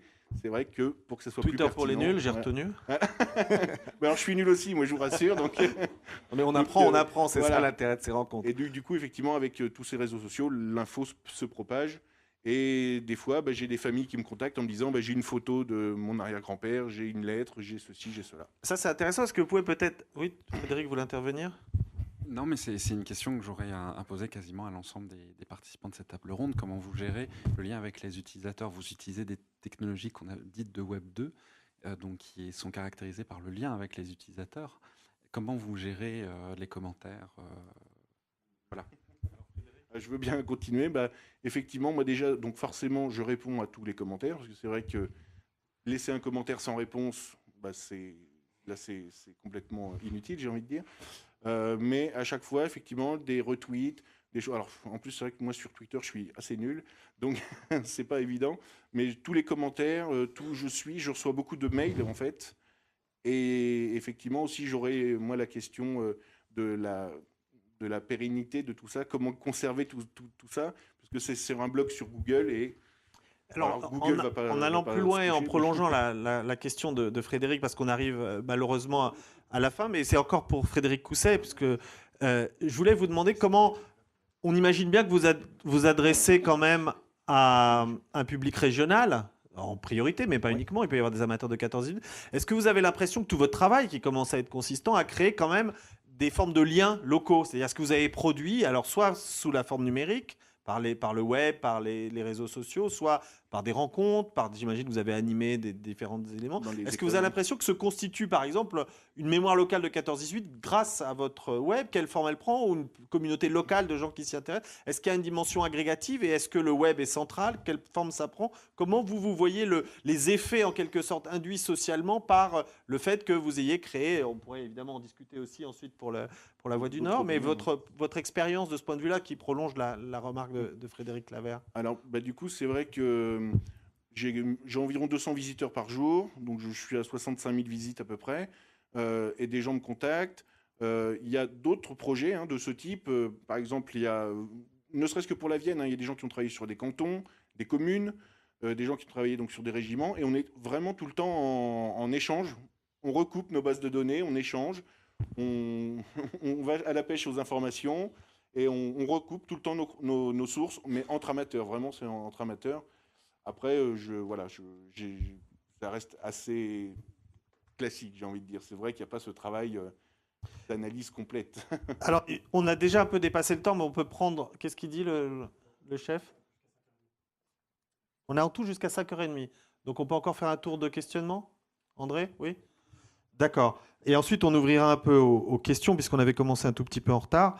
Donc, j'avais peut-être une question maintenant, effectivement, qui est finalement pas très différente de celle que Frédéric Claver posait. C'est-à-dire maintenant voir un peu sur à la fois les effets, qu'est-ce que vous faites quand vous utilisez le numérique pour 14-18, et un peu la réception. Donc, j'avais donc envie de vous demander, là, pour le musée de mots, d'abord, vous avez évidemment un effet, vous l'avez dit, le but d'un musée, c'est qu'il y ait des gens qui viennent, donc il y a un effet de communication.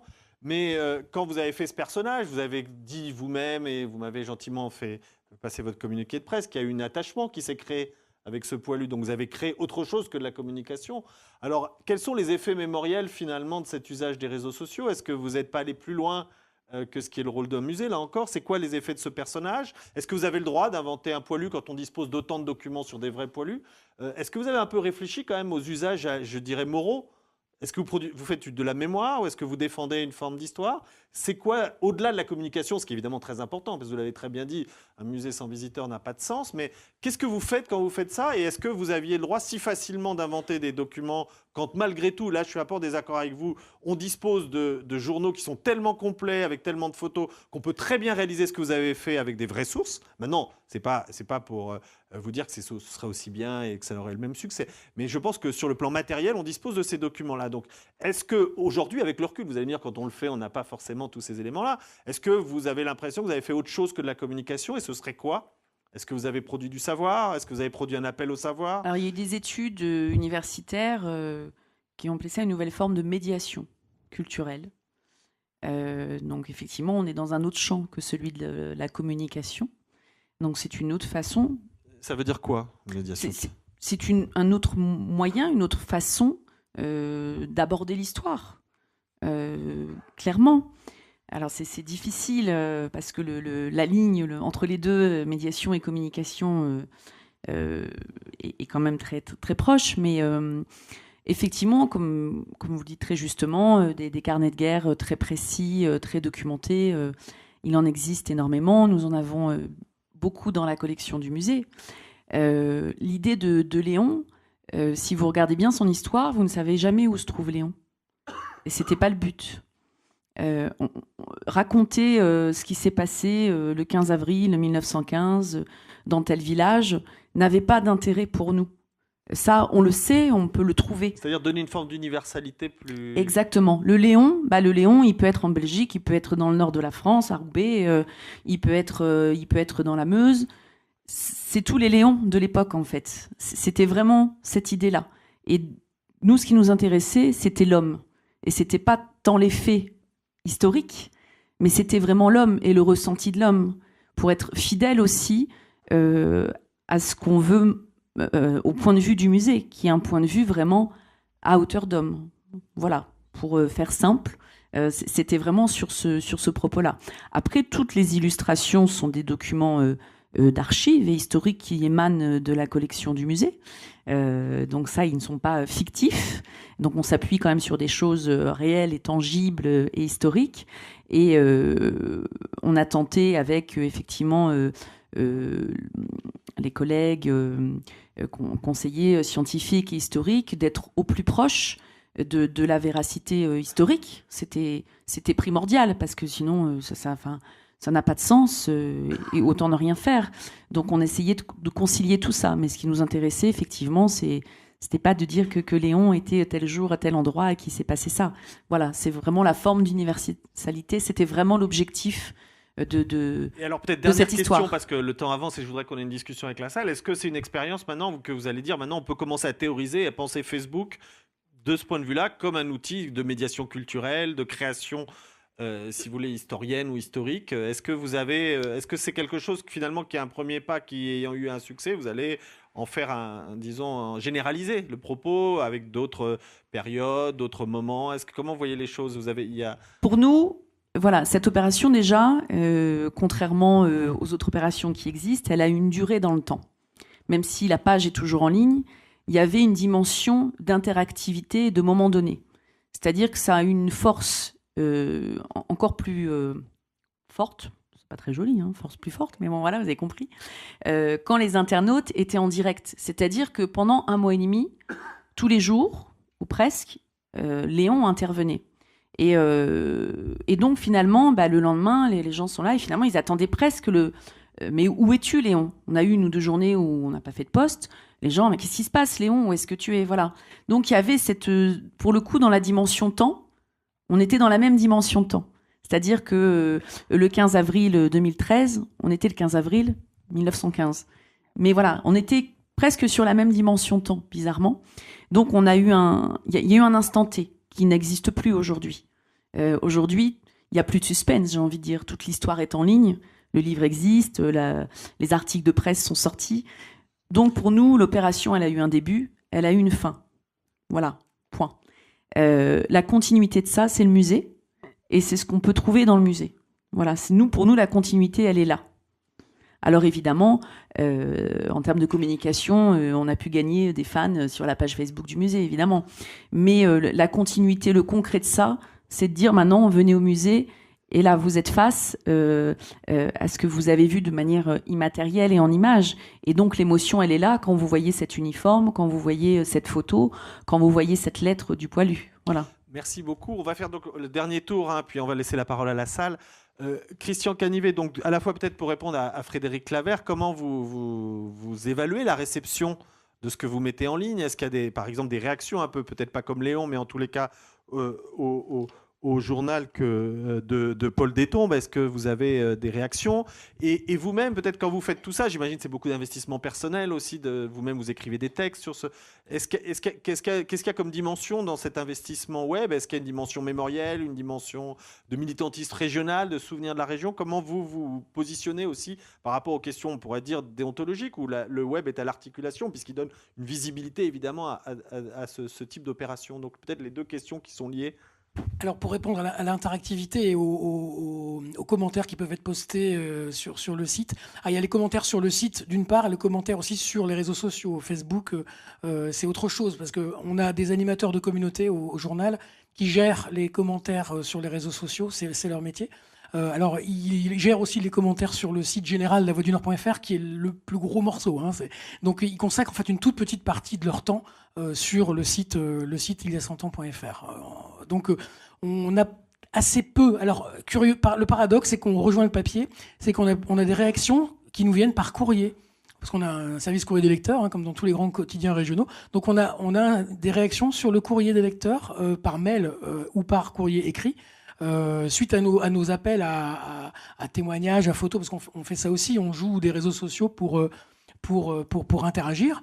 Donc, on a lancé, par exemple, on a demandé à nos lecteurs internautes il y a 3 semaines de choisir la photo qui incarnait le mieux la guerre dans le Nord-Pas-de-Calais. On a fait une sélection, notamment à partir des photos de la BDIC, et des magnifiques photos. On en a sélectionné 10, très arbitrairement, nous, l'équipe de la rédaction multimédia. Et puis on en a sélectionné 10, et puis on s'est dit, voilà, à vous de choisir. Et là, on voit, et ça se chiffre vraiment en milliers de clics, quoi. Et c'est très, très satisfaisant. Les gens répondent, quoi. Il y a du répondant. Donc ça, c'est satisfaisant. Sur sur les aspects, comment dire, sur ce qu'on entend en fait à la fin. Moi, c'est vrai que j'ai fait des études d'histoire, donc je me sentais un peu plus à l'aise que certains de mes collègues pour pouvoir écrire justement sur le site. Donc je le fais de temps en temps. Ça reste assez marginal, mais je le fais de temps en temps. Donc j'essaye là d'apporter une analyse, d'apporter un regard autre que le texte brut de Paul Détombe. Mais dans l'ensemble, en l'immense majorité des cas, on se garde bien justement d'analyser et de commenter. Parce que voilà, on préfère se dire, on met à la disposition de tous des textes d'époque, des documents, des témoignages, mais on est prudent justement pour pas être taxé d'amateurisme, tout simplement, par des historiens qui seraient complètement légitimes pour le faire. Donc Paul Détombe, voilà, il n'y a pas de commentaire pour dire Paul Détombe, voilà, il nous écrit ceci, cela, dans tel contexte. Non, on va pas au-delà. Merci beaucoup. Lionel Morel, en termes d'interactivité, de réaction, vous nous avez dit pour ce qui est de l'opération scientifique, du lab, etc. Mais au jour le jour, comment ça se passe la réactivité? Est-ce que vous avez aussi, j'imagine, des mails, des réactions, sans que ça passe par le travail savant? Comment vous gérez ça? Et donc, pour répondre là aussi à la question de Frédéric, il y a toujours la même question. Est-ce que dans la BDIC d'aujourd'hui, qui est née finalement, les deux grandes bibliothèques qui sont nées de la guerre à Stuttgart et donc à Paris, il y avait quand même une dimension mémorielle. Il s'agissait de sauver une documentation. Alors, les époules blancs n'étaient pas l'industriel de Stuttgart, mais qu'est-ce qui reste de cette dimension mémorielle dans cette volonté de mise en ligne? Est-ce qu'il y a une dimension, citoyenne, c'est toujours un mot qui veut rien dire, mais est-ce qu'il y a autre chose que l'aspect proprement savant de mettre à la disposition? Est-ce que c'est des fois des questions que vous vous posez quand vous mettez en ligne des photos terrifiantes, de dire bon, il faut le faire parce que c'était ça aussi la guerre, ou est-ce que vous les mettez terrifiantes, pas terrifiantes, c'est pas le problème, de toute façon, vous produisez de la connaissance. Donc, est-ce qu'il y a une réflexion, on pourrait dire, un peu mémorielle, éthique, individuelle d'ailleurs, parce qu'après tout, vous n'êtes pas obligé que ce soit collectif, je vous parle à vous, hein, Lionel Morel. Est-ce qu'il y a cette dimension-là? Et du coup, et l'autre aspect, c'est qui est lié d'ailleurs, parce que s'il y a cette dimension-là, forcément, ça rend l'interactivité un peu différente que si vous êtes purement dans la posture de l'archiviste ou du bibliothécaire qui répond à une demande savante. Alors comment tout ça s'articule un petit peu dans cette institution qui est assez hybride en réalité aussi, dans ses origines?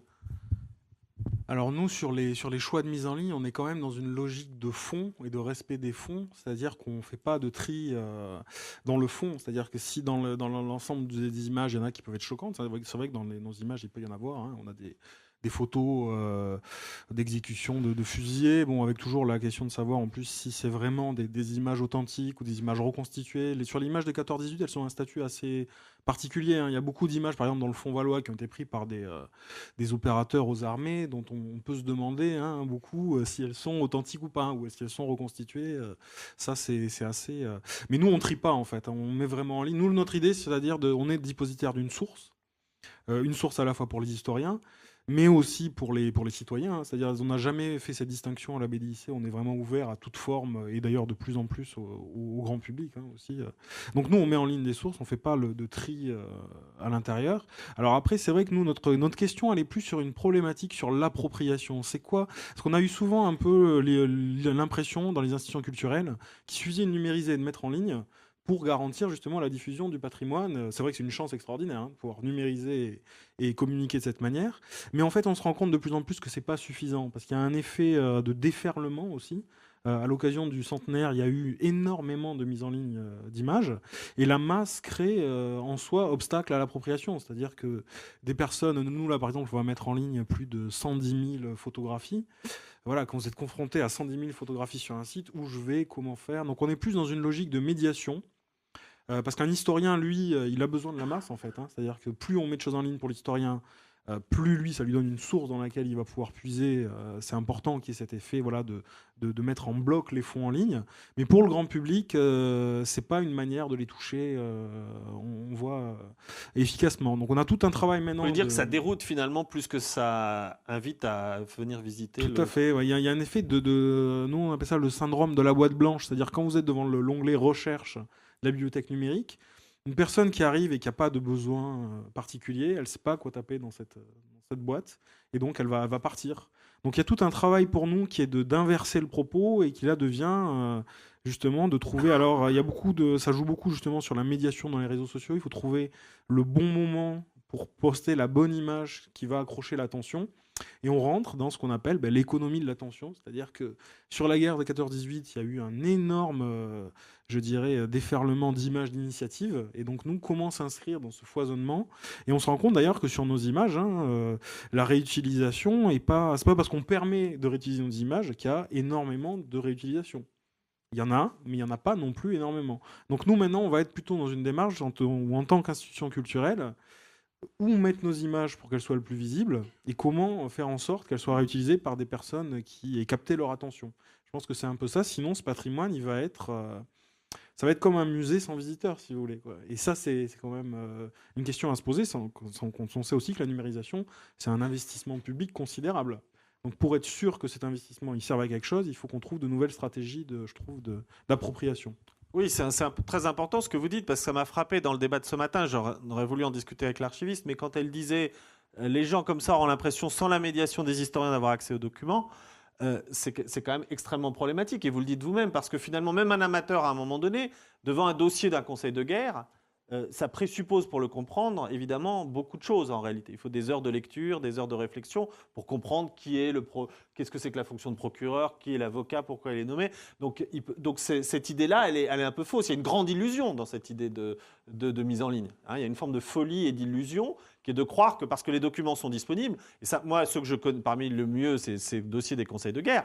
J'avoue que pour comprendre un dossier de conseil de guerre et pouvoir l'analyser même modestement, hein, sans même en tirer des grandes conclusions, il faut des heures de lecture et des centaines de pages. Sinon, vous comprenez rien. Qu'est-ce que c'est que cette feuille? Pourquoi elle est là? Qu'est-ce que ça veut dire? Commissaire de quoi? Etc. Et donc, du coup, là, on se demande effectivement, c'est la même chose. Hein. Quand vous avez 250 photos d'une bataille, vous ne savez plus quels sont les lieux parce que c'est très compliqué, à quel moment, etc. Et encore pour ceux de la BDITC, des datés, il y a cet effet, j'aime beaucoup les formules que vous avez employées, d'économie de l'attention et d'effet de déferlement. C'est la même chose pour les documents écrits. Donc, c'est une grande illusion de se dire, c'est génial, on a numérisé les conseils de guerre. Moi, j'aimerais savoir qui va les utiliser et comment maintenant, avec quelles limites et quelle formation. Donc, c'est des questions, je crois, que vous avez soulevées qui sont très importantes dans le rapport entre le web et le public. Hein. Il y a aussi la médiation de la connaissance. Donc, il faut pas. Cette idée de profane, elle veut dire qu'il y a quand même aussi une dimension de profane qu'on ne peut pas, je crois, complètement occulter dans la réflexion. J'avais envie qu'on revienne sur cet aspect d'utilisation et donc de communauté. Là aussi, ces débats avec Frédéric Lavert. Vous avez dit tout à l'heure, il y a des sous-communautés Twitter, et donc tout dépend de ces sous-communautés, toutes n'ont pas les mêmes réactions, etc. J'avais envie de vous demander d'abord, est-ce que vous constatez qu'il y a une communauté 14-18, c'est-à-dire qu'une pérennité suffisamment forte de comptes, de gens qui se répondent? Est-ce que le mot de communauté, finalement, pour 14-18 dans son ensemble, je sais qu'André Loez l'a employé, je l'ai employé, ça a été employé par d'autres savants, hein, notamment, pas seulement pour le web, mais pour la mémoire, hein, en disant que les blogueurs ont des liens avec les généalogistes, qui ont des liens avec les reconstituteurs. Donc cette idée d'une communauté de 14-18, est-ce qu'elle est validée par Twitter, ou alors est-ce qu'il y a une production de sens qui fait que les communautés fragmentées que vous décrivez ont d'autres logiques, qui sont proprement numériques ou proprement liées à Twitter? Comment ça s'articule, je dirais, les conclusions savantes qu'on connaît sur la mémoire de 14-18 et ce que vous tirez à partir de vos études sur Twitter?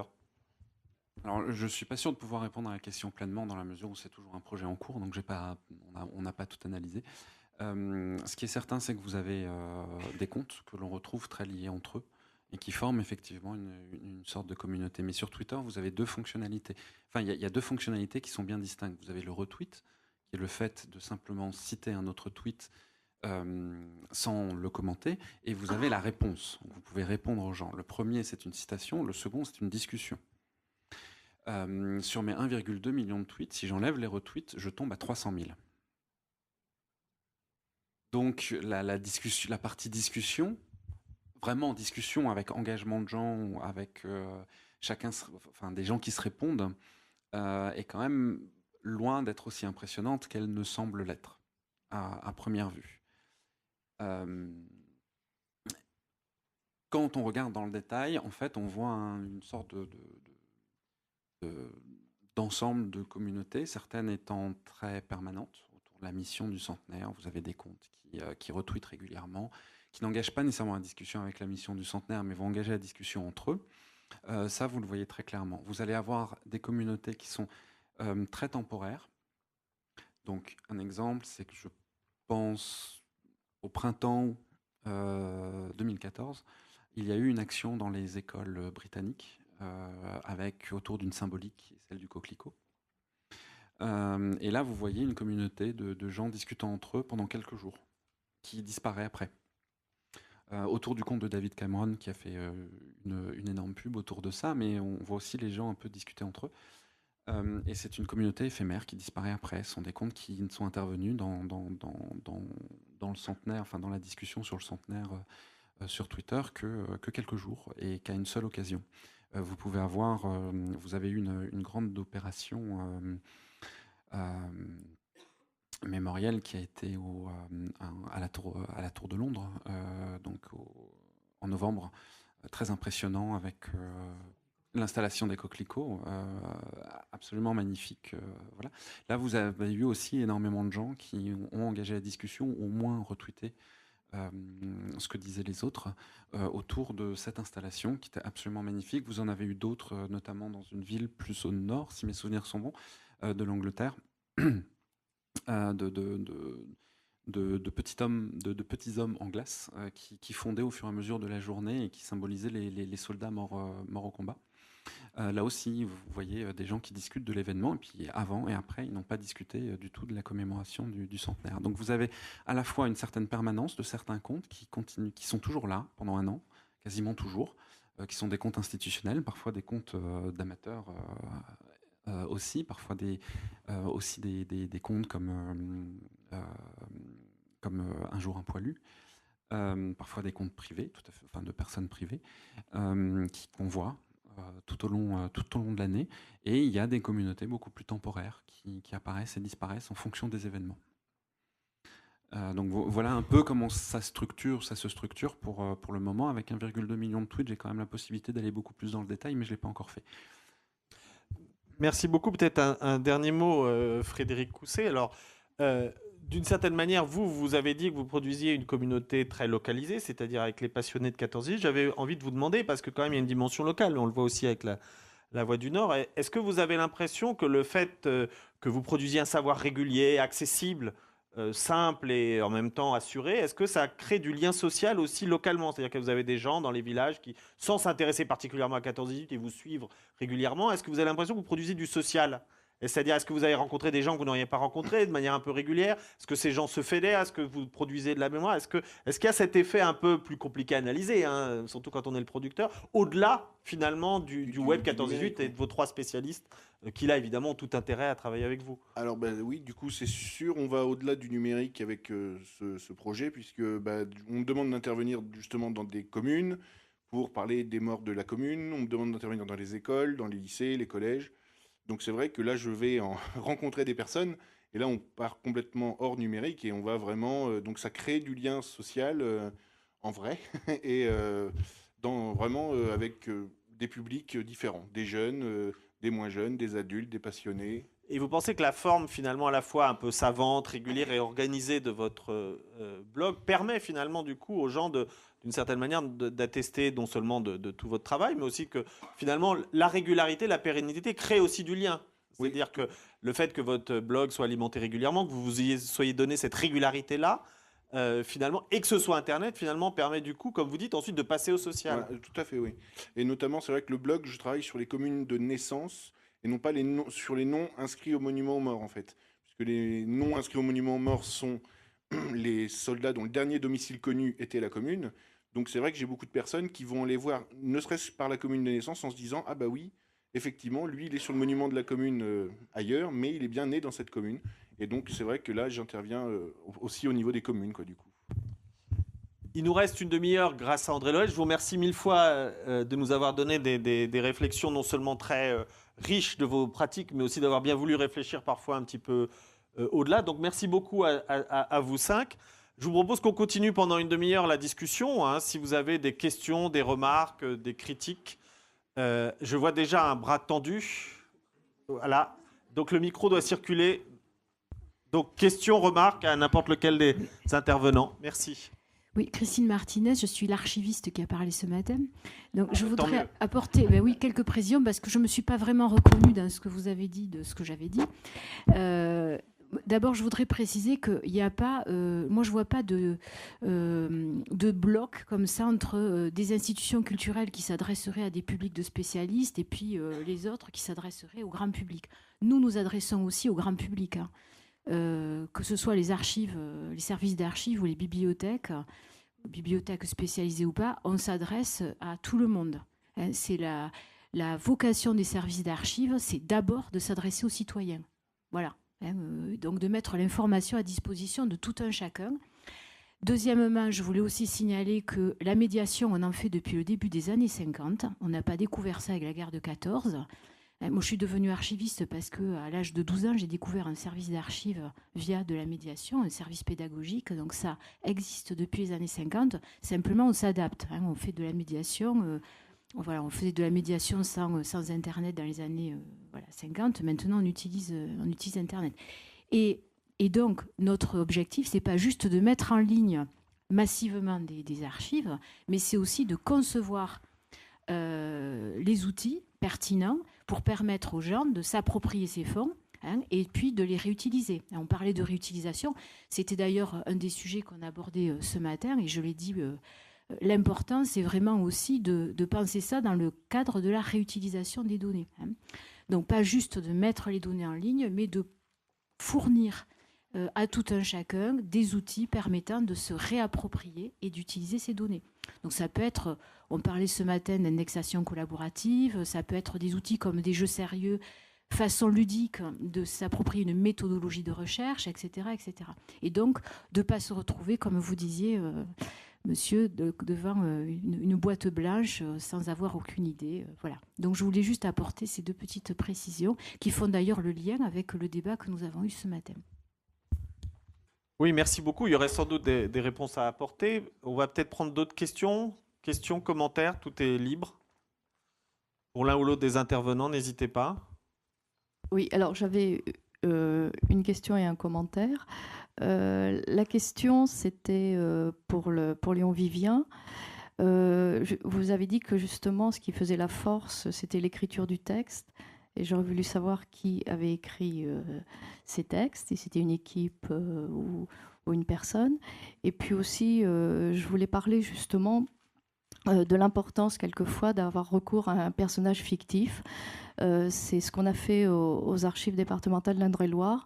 Alors là, la démarche est un petit peu différente. C'est-à-dire qu'on est parti d'une exposition qui s'appelle La Touraine dans la Première Guerre mondiale. Donc, comme c'est à peu près l'exposition qu'ont fait tous les départements cette année, ou qui existe déjà depuis plusieurs années, on a voulu avoir une démarche un petit peu différente. Donc, on est parti de la vision, puisque c'est un département de l'arrière, la vision des civils, et on a choisi une femme, une institutrice, qui écrivait son journal. Et comme évidemment, on n'avait pas la chance d'avoir ce document, on l'a donc inventé, mais à partir des sources, évidemment, qu'on a dépouillées aux archives, puisque bon, donc moi-même, je suis historienne, et la personne qui a rédigé le texte est le professeur chargé du service éducatif, qui est également une femme. Donc, on est parti, donc on a conçu cette exposition itinérante, et en fait, comme on n'avait pas pu mettre tout ce qu'on voulait dans l'exposition, on a décidé donc de créer ce personnage de Germaine Dufour, 1914-1918, qui et de choisir plutôt une page Facebook qu'un blog. Parce qu'on s'était interrogé, en effet, mais l'avantage de la page Facebook, c'est que les personnes qui ont un compte Facebook ont l'information après directement. Et elle a démarré en novembre 2014, et à raison de 2 ou 3 posts par semaine, et on suit chronologiquement 100 ans avant. Parce que c'est ça, à notre avis, ce qui est intéressant pour attirer les personnes, c'est de voir ce qui se passait en janvier 1915. Là, on est en avril 1915. Parce que, en fait, si on raconte toute la guerre, c'est pas du tout notre but. Donc, au départ, on s'était donné 3 mois. Et comme, en fait, ça marche bien, on va continuer. Voilà. Oui, merci beaucoup pour votre commentaire.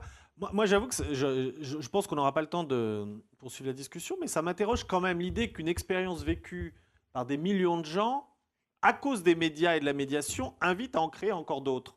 C'est-à-dire qu'il y a des expériences rares où la fiction peut être un outil, mais je n'ai pas de réponse. Je vous écoute.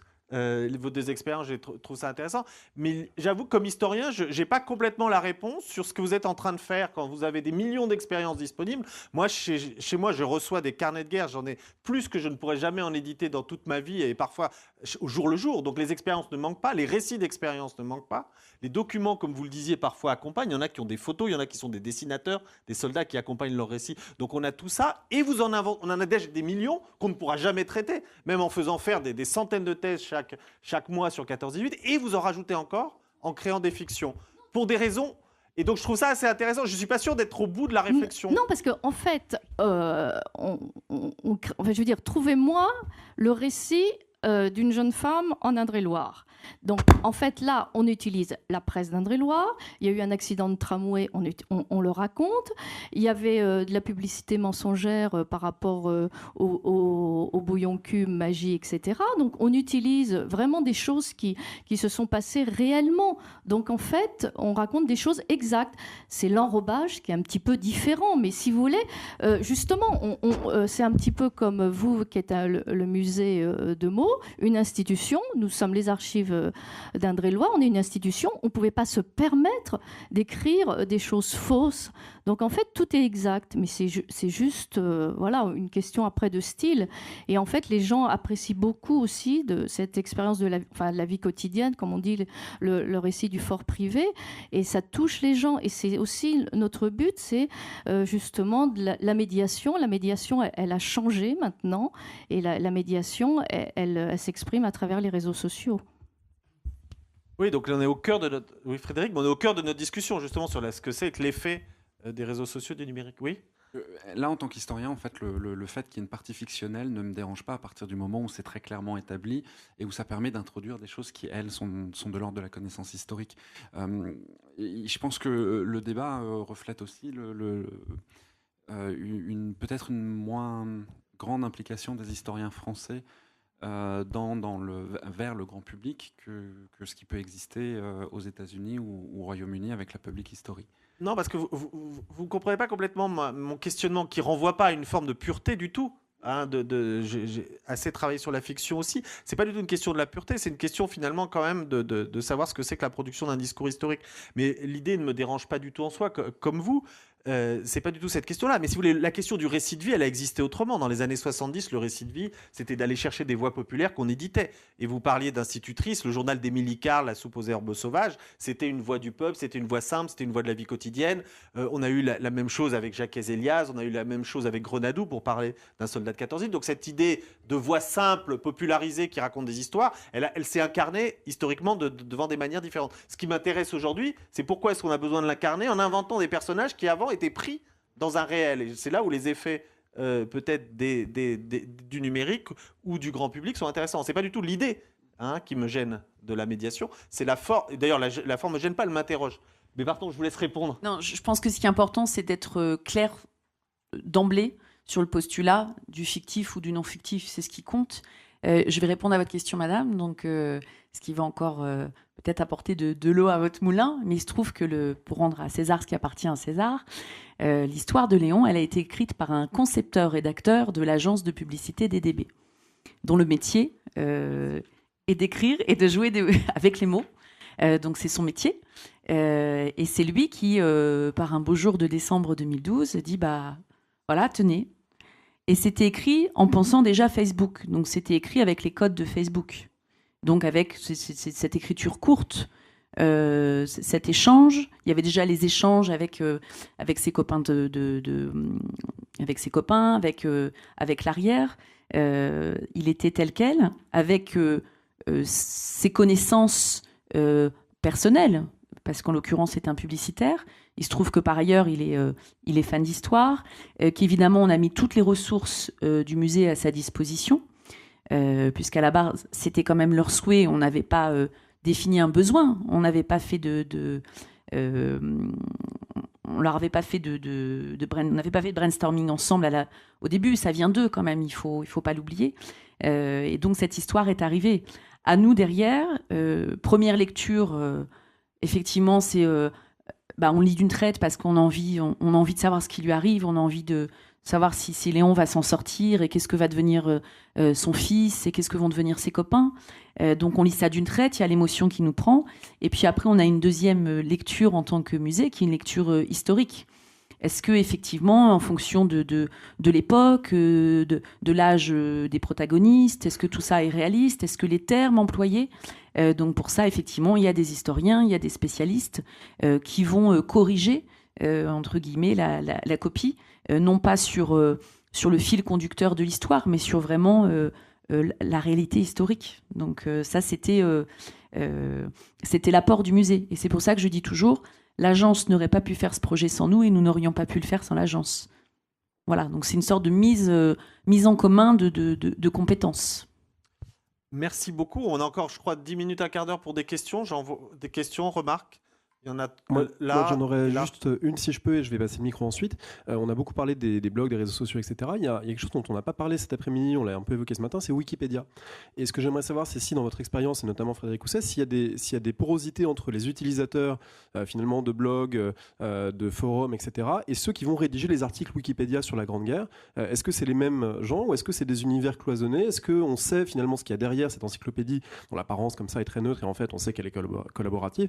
Qu'est-ce qui se joue dans cette écriture, si vous le savez, hein, ou sinon peut-être que ça reste quelque chose à explorer plus profondément. Alors effectivement, je ne le sais pas forcément, mais je sais que déjà, c'est vrai que pour faire de la rédaction en wiki, c'est déjà quelque chose d'un peu plus complexe. Donc à mon avis, c'est vrai que c'est deux communautés déjà un petit peu distinctes entre les blogueurs, les forumers et les rédacteurs de Wikipédia.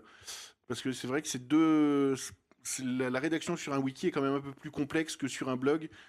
Puisqu'on n'a pas des champs, enfin on a des champs en wiki et non pas en WYSIWYG, donc c'est vrai que c'est très compliqué. Et il faut avoir un certain niveau déjà en rédaction.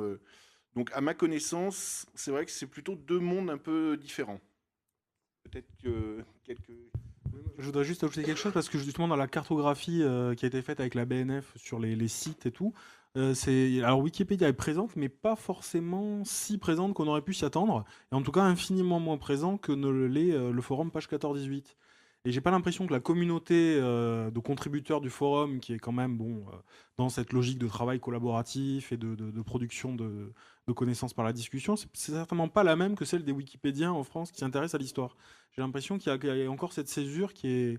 Et nous, on a été assez surpris aussi de voir que nos images, elles sont réutilisables, mais pour l'instant, très peu réutilisées sur Wikipédia, alors que elles pourraient aussi aller sur Wikipédia. Voilà, donc c'est la place de Wikipédia dans la commémoration. Il y aura sûrement quelque chose à faire par la suite, pour voir s'il y a une spécificité française aussi, peut-être, ou une différence par rapport à d'autres pays. Je puis me permettre, il est extrêmement difficile d'extrapoler d'une communauté vers l'autre. C'est-à-dire qu'il est difficile, je ne peux pas généraliser les conclusions que j'ai faites sur Twitter à d'autres communautés. Il est difficile de savoir, il y a peut-être quelque chose de très actif sur Wikipédia, mais il faut une étude précise sur Wikipédia. Le forum en question, c'est la même chose. Est-ce que ce sont des gens qui vont aussi sur Twitter, qui vont aussi sur Wikipédia? C'est pas sûr du tout. Et on a un problème, on ne sait pas encore extrapoler en fait. On ne sait pas encore extrapoler les conclusions et croiser les conclusions d'un média web par rapport à un autre. Merci. Il y a deux questions ici et ensuite. Oui, juste un tout petit éclairage sur le personnage fictif. Ce n'est absolument pas nouveau et ce n'est pas du tout lié aux réseaux sociaux. C'est quelque chose qui est extrêmement utilisé, notamment pour la jeunesse, depuis non seulement des années, mais presque des décennies. Moi, personnellement, j'ai travaillé il y a 12 ans dans une collection qui s'appelait Le Journal d'un enfant et qui est basée en général sur des archétypes, c'est-à-dire on prend un enfant soit dans une période historique donnée, soit dans un pays donné, et il va faire comme ça, au jour le jour, un certain nombre d'actions. Et il y a deux caractéristiques, en règle générale, qui sont, je pense, accentuées par les réseaux sociaux, mais là aussi ce n'est pas nouveau. C'est l'émotion, l'action. C'est-à-dire, on sait tous que, par exemple, dans les journaux de poilus, il y a quelque chose qui est extrêmement récurrent, c'est l'ennui. On s'ennuie beaucoup. Quand on n'est pas en première ligne et autres, on s'ennuie. Et ça, évidemment, sur le faire passer sur un réseau social, l'ennui, ça passe très mal. Donc, ce sont des choses qu'on élimine. Je crois qu'il faut donc voir un petit peu ça, c'est-à-dire que c'est aussi pour ça, je crois, je ne dis pas que c'est un mensonge, mais qu'on n'utilise pas aussi peut-être des vrais personnages, parce que ces vrais personnages, au bout d'un moment, ils auraient du mal à garder justement cette émotion, premièrement, et deuxièmement, cette action. C'est une vraie question qu'on a eue de départ, de combien de temps pourrions-nous garder l'attention de l'internaute, puisqu'on était sur une histoire, un fil conducteur, et le but c'est de le capter et de le garder jusqu'au bout. Donc c'était une vraie question, et c'est pour ça que la liberté de ce personnage fictif nous permet, entre guillemets, d'animer et de mettre de l'action et du rebondissement. Voilà. Oui, non, mais on est tout à fait d'accord, c'est pas nouveau. Même les historiens eux-mêmes font des romans historiques depuis longtemps, y compris avec leurs compétences. Il y a des collections de romans historiques qui sont écrits par des historiens avec leurs compétences d'historiens. Donc la question n'est pas du tout de caractère nouveau. La question était de l'usage pour 14-18, où là on est vraiment... Quand c'est pour le Moyen-Âge, on peut le comprendre, c'est difficile d'avoir le témoignage d'un enfant de chœur de la cathédrale de Reims.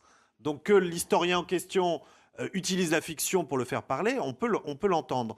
Là où je trouvais que c'était plus intéressant, c'était là où on dispose, justement. de ces sources-là, et en abondance. Donc c'est quand même là, vous le disiez très bien, ça accentue sans doute certains des effets. En tous les cas, merci beaucoup. C'est vrai que c'est un complément important de penser les choses comme ça. Il y a Dimitri Chavaroche qui avait une question.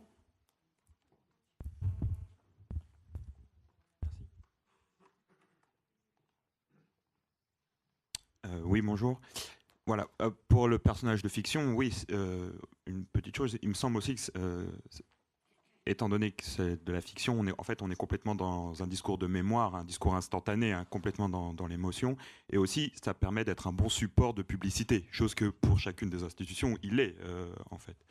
Ensuite, moi, ma question, elle est pour vous tous, est-ce que vous arrivez à voir dans les groupes que vous constituez ou que vous étudiez, en fait, une certaine continuité ou la continuation des anciens groupes d'érudits de province ou des académies de province. En fait, est-ce que les réseaux sociaux ne sont pas en fait seulement un nouveau support de l'entretien de quelque chose qui est très ancien, c'est-à-dire des académies érudites de province sur des sujets très particuliers, etc.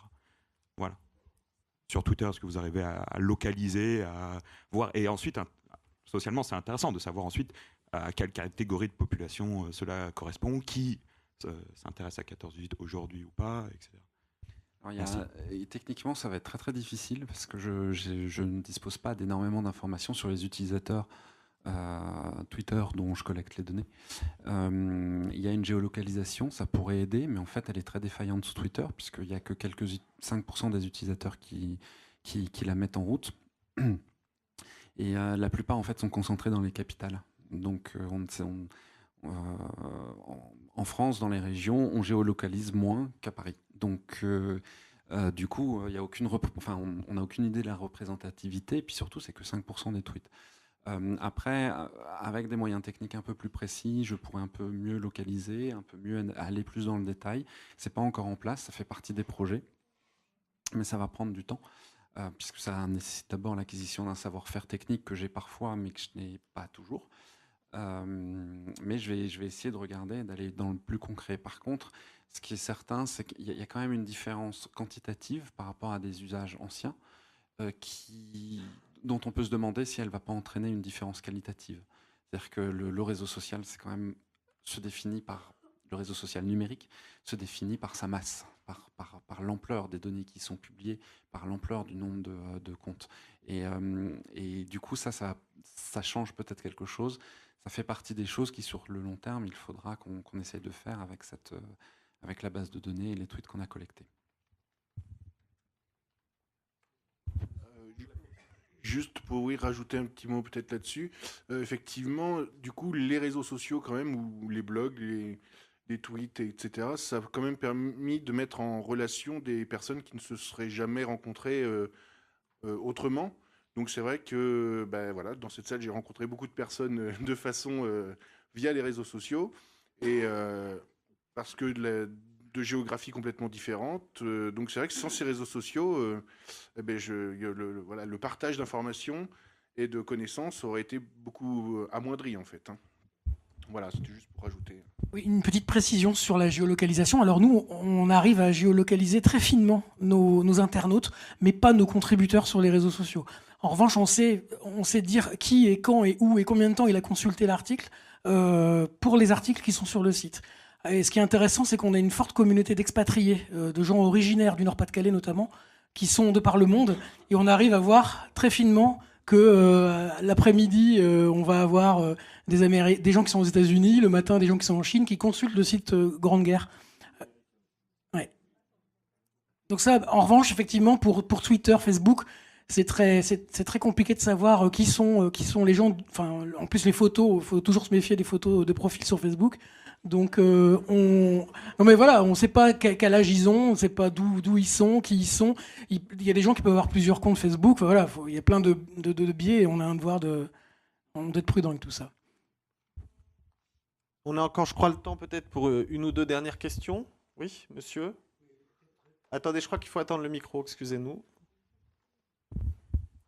Ma question est peut-être hors sujet, mais j'annonce mon âge, j'ai 88 ans.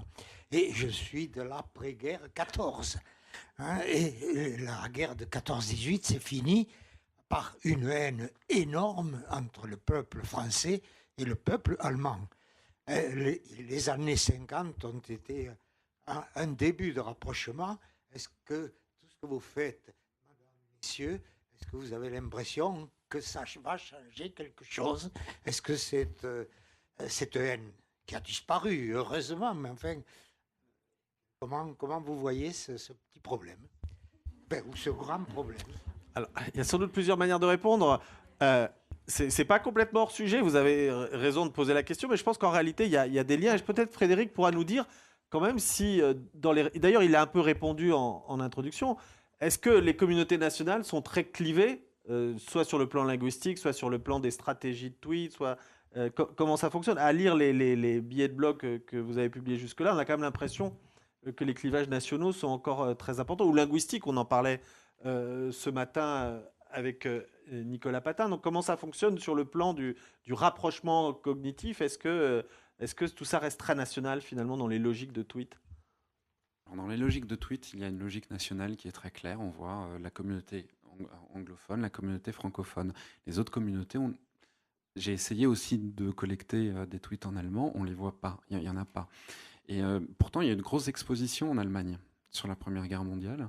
Et moi, la question que je me pose du coup, c'est si nous, aujourd'hui, on parle de mémoire, et si finalement les Allemands ne sont pas en train de redécouvrir la Première Guerre mondiale strictement sous l'angle de l'histoire, et pas tellement la mémoire.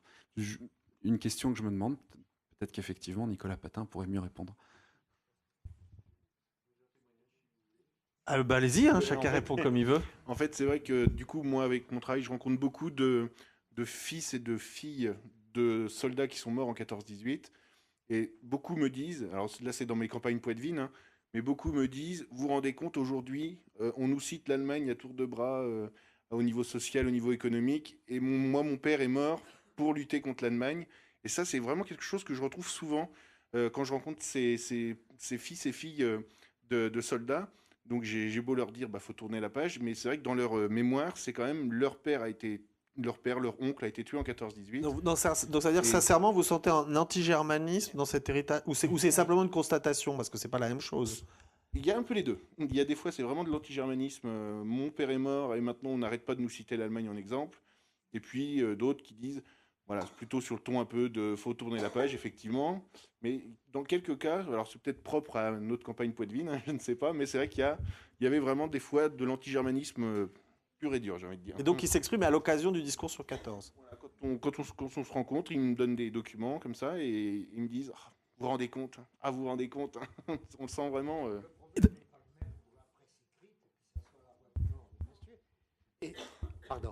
Et la presse, enfin, Internet, enfin, l'intercommunalité qu'il peut y avoir entre tous les Twitter, les gens. Donc il peut y avoir deux réponses.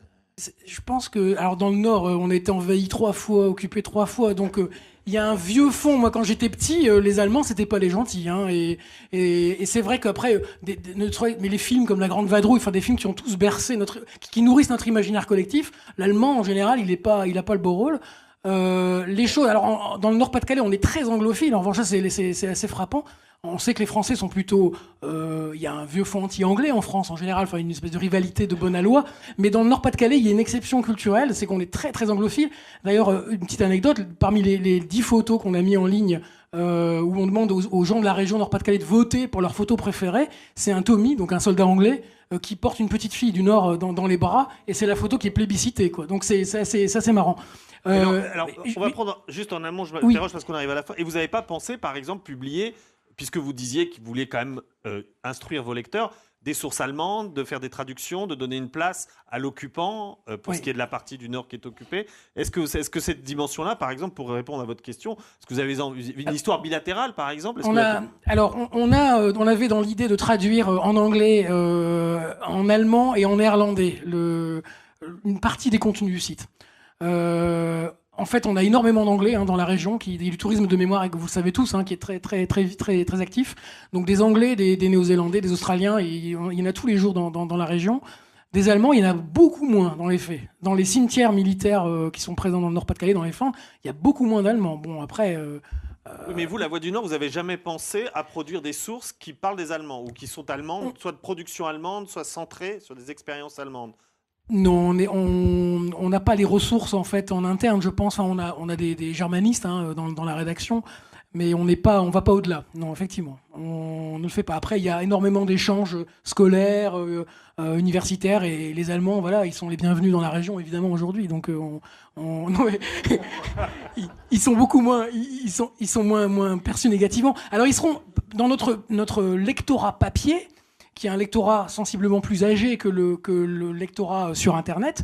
Il y a encore de ça quand même. Le l'anti-germanisme est palpable encore. On a des courriers papier qui parfois, on le ressent très bien. Mais ce sont des gens qui ont l'âge de nos grands-parents. Une dernière question peut-être?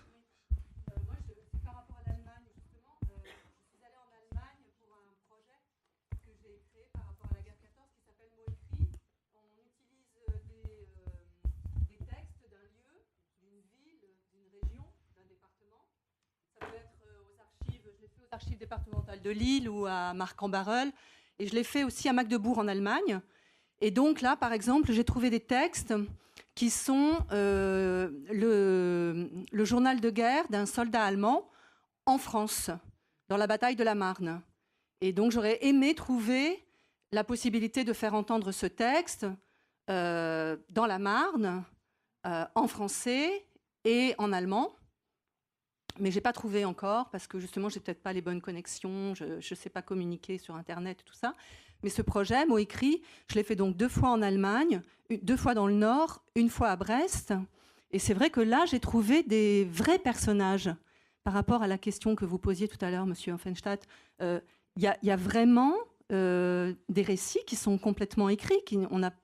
C'est étrange de faire une fiction, parce que finalement, il y a... Je ne sais pas, j'en ai trouvé facilement là-bas, donc il doit y en avoir partout, des correspondances entières, des journaux entiers. Et comment laisser tomber un point qui est pour moi très important, c'est le phrasé de ces gens, la façon dont ils s'expriment, leur écriture. C'est fondamental, je trouve, dans leur façon de communiquer. Est-ce qu'on peut trouver un lien?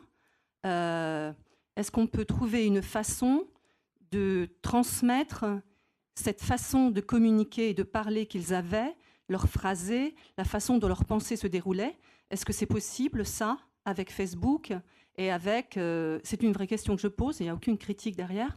Avec Facebook et avec les tweets et toutes ces choses-là qui sont notre actualité et qui sont vachement importantes. Ouais, j'aime juste dire un mot, mais qui là vient plutôt de l'historien qui a fait des archives.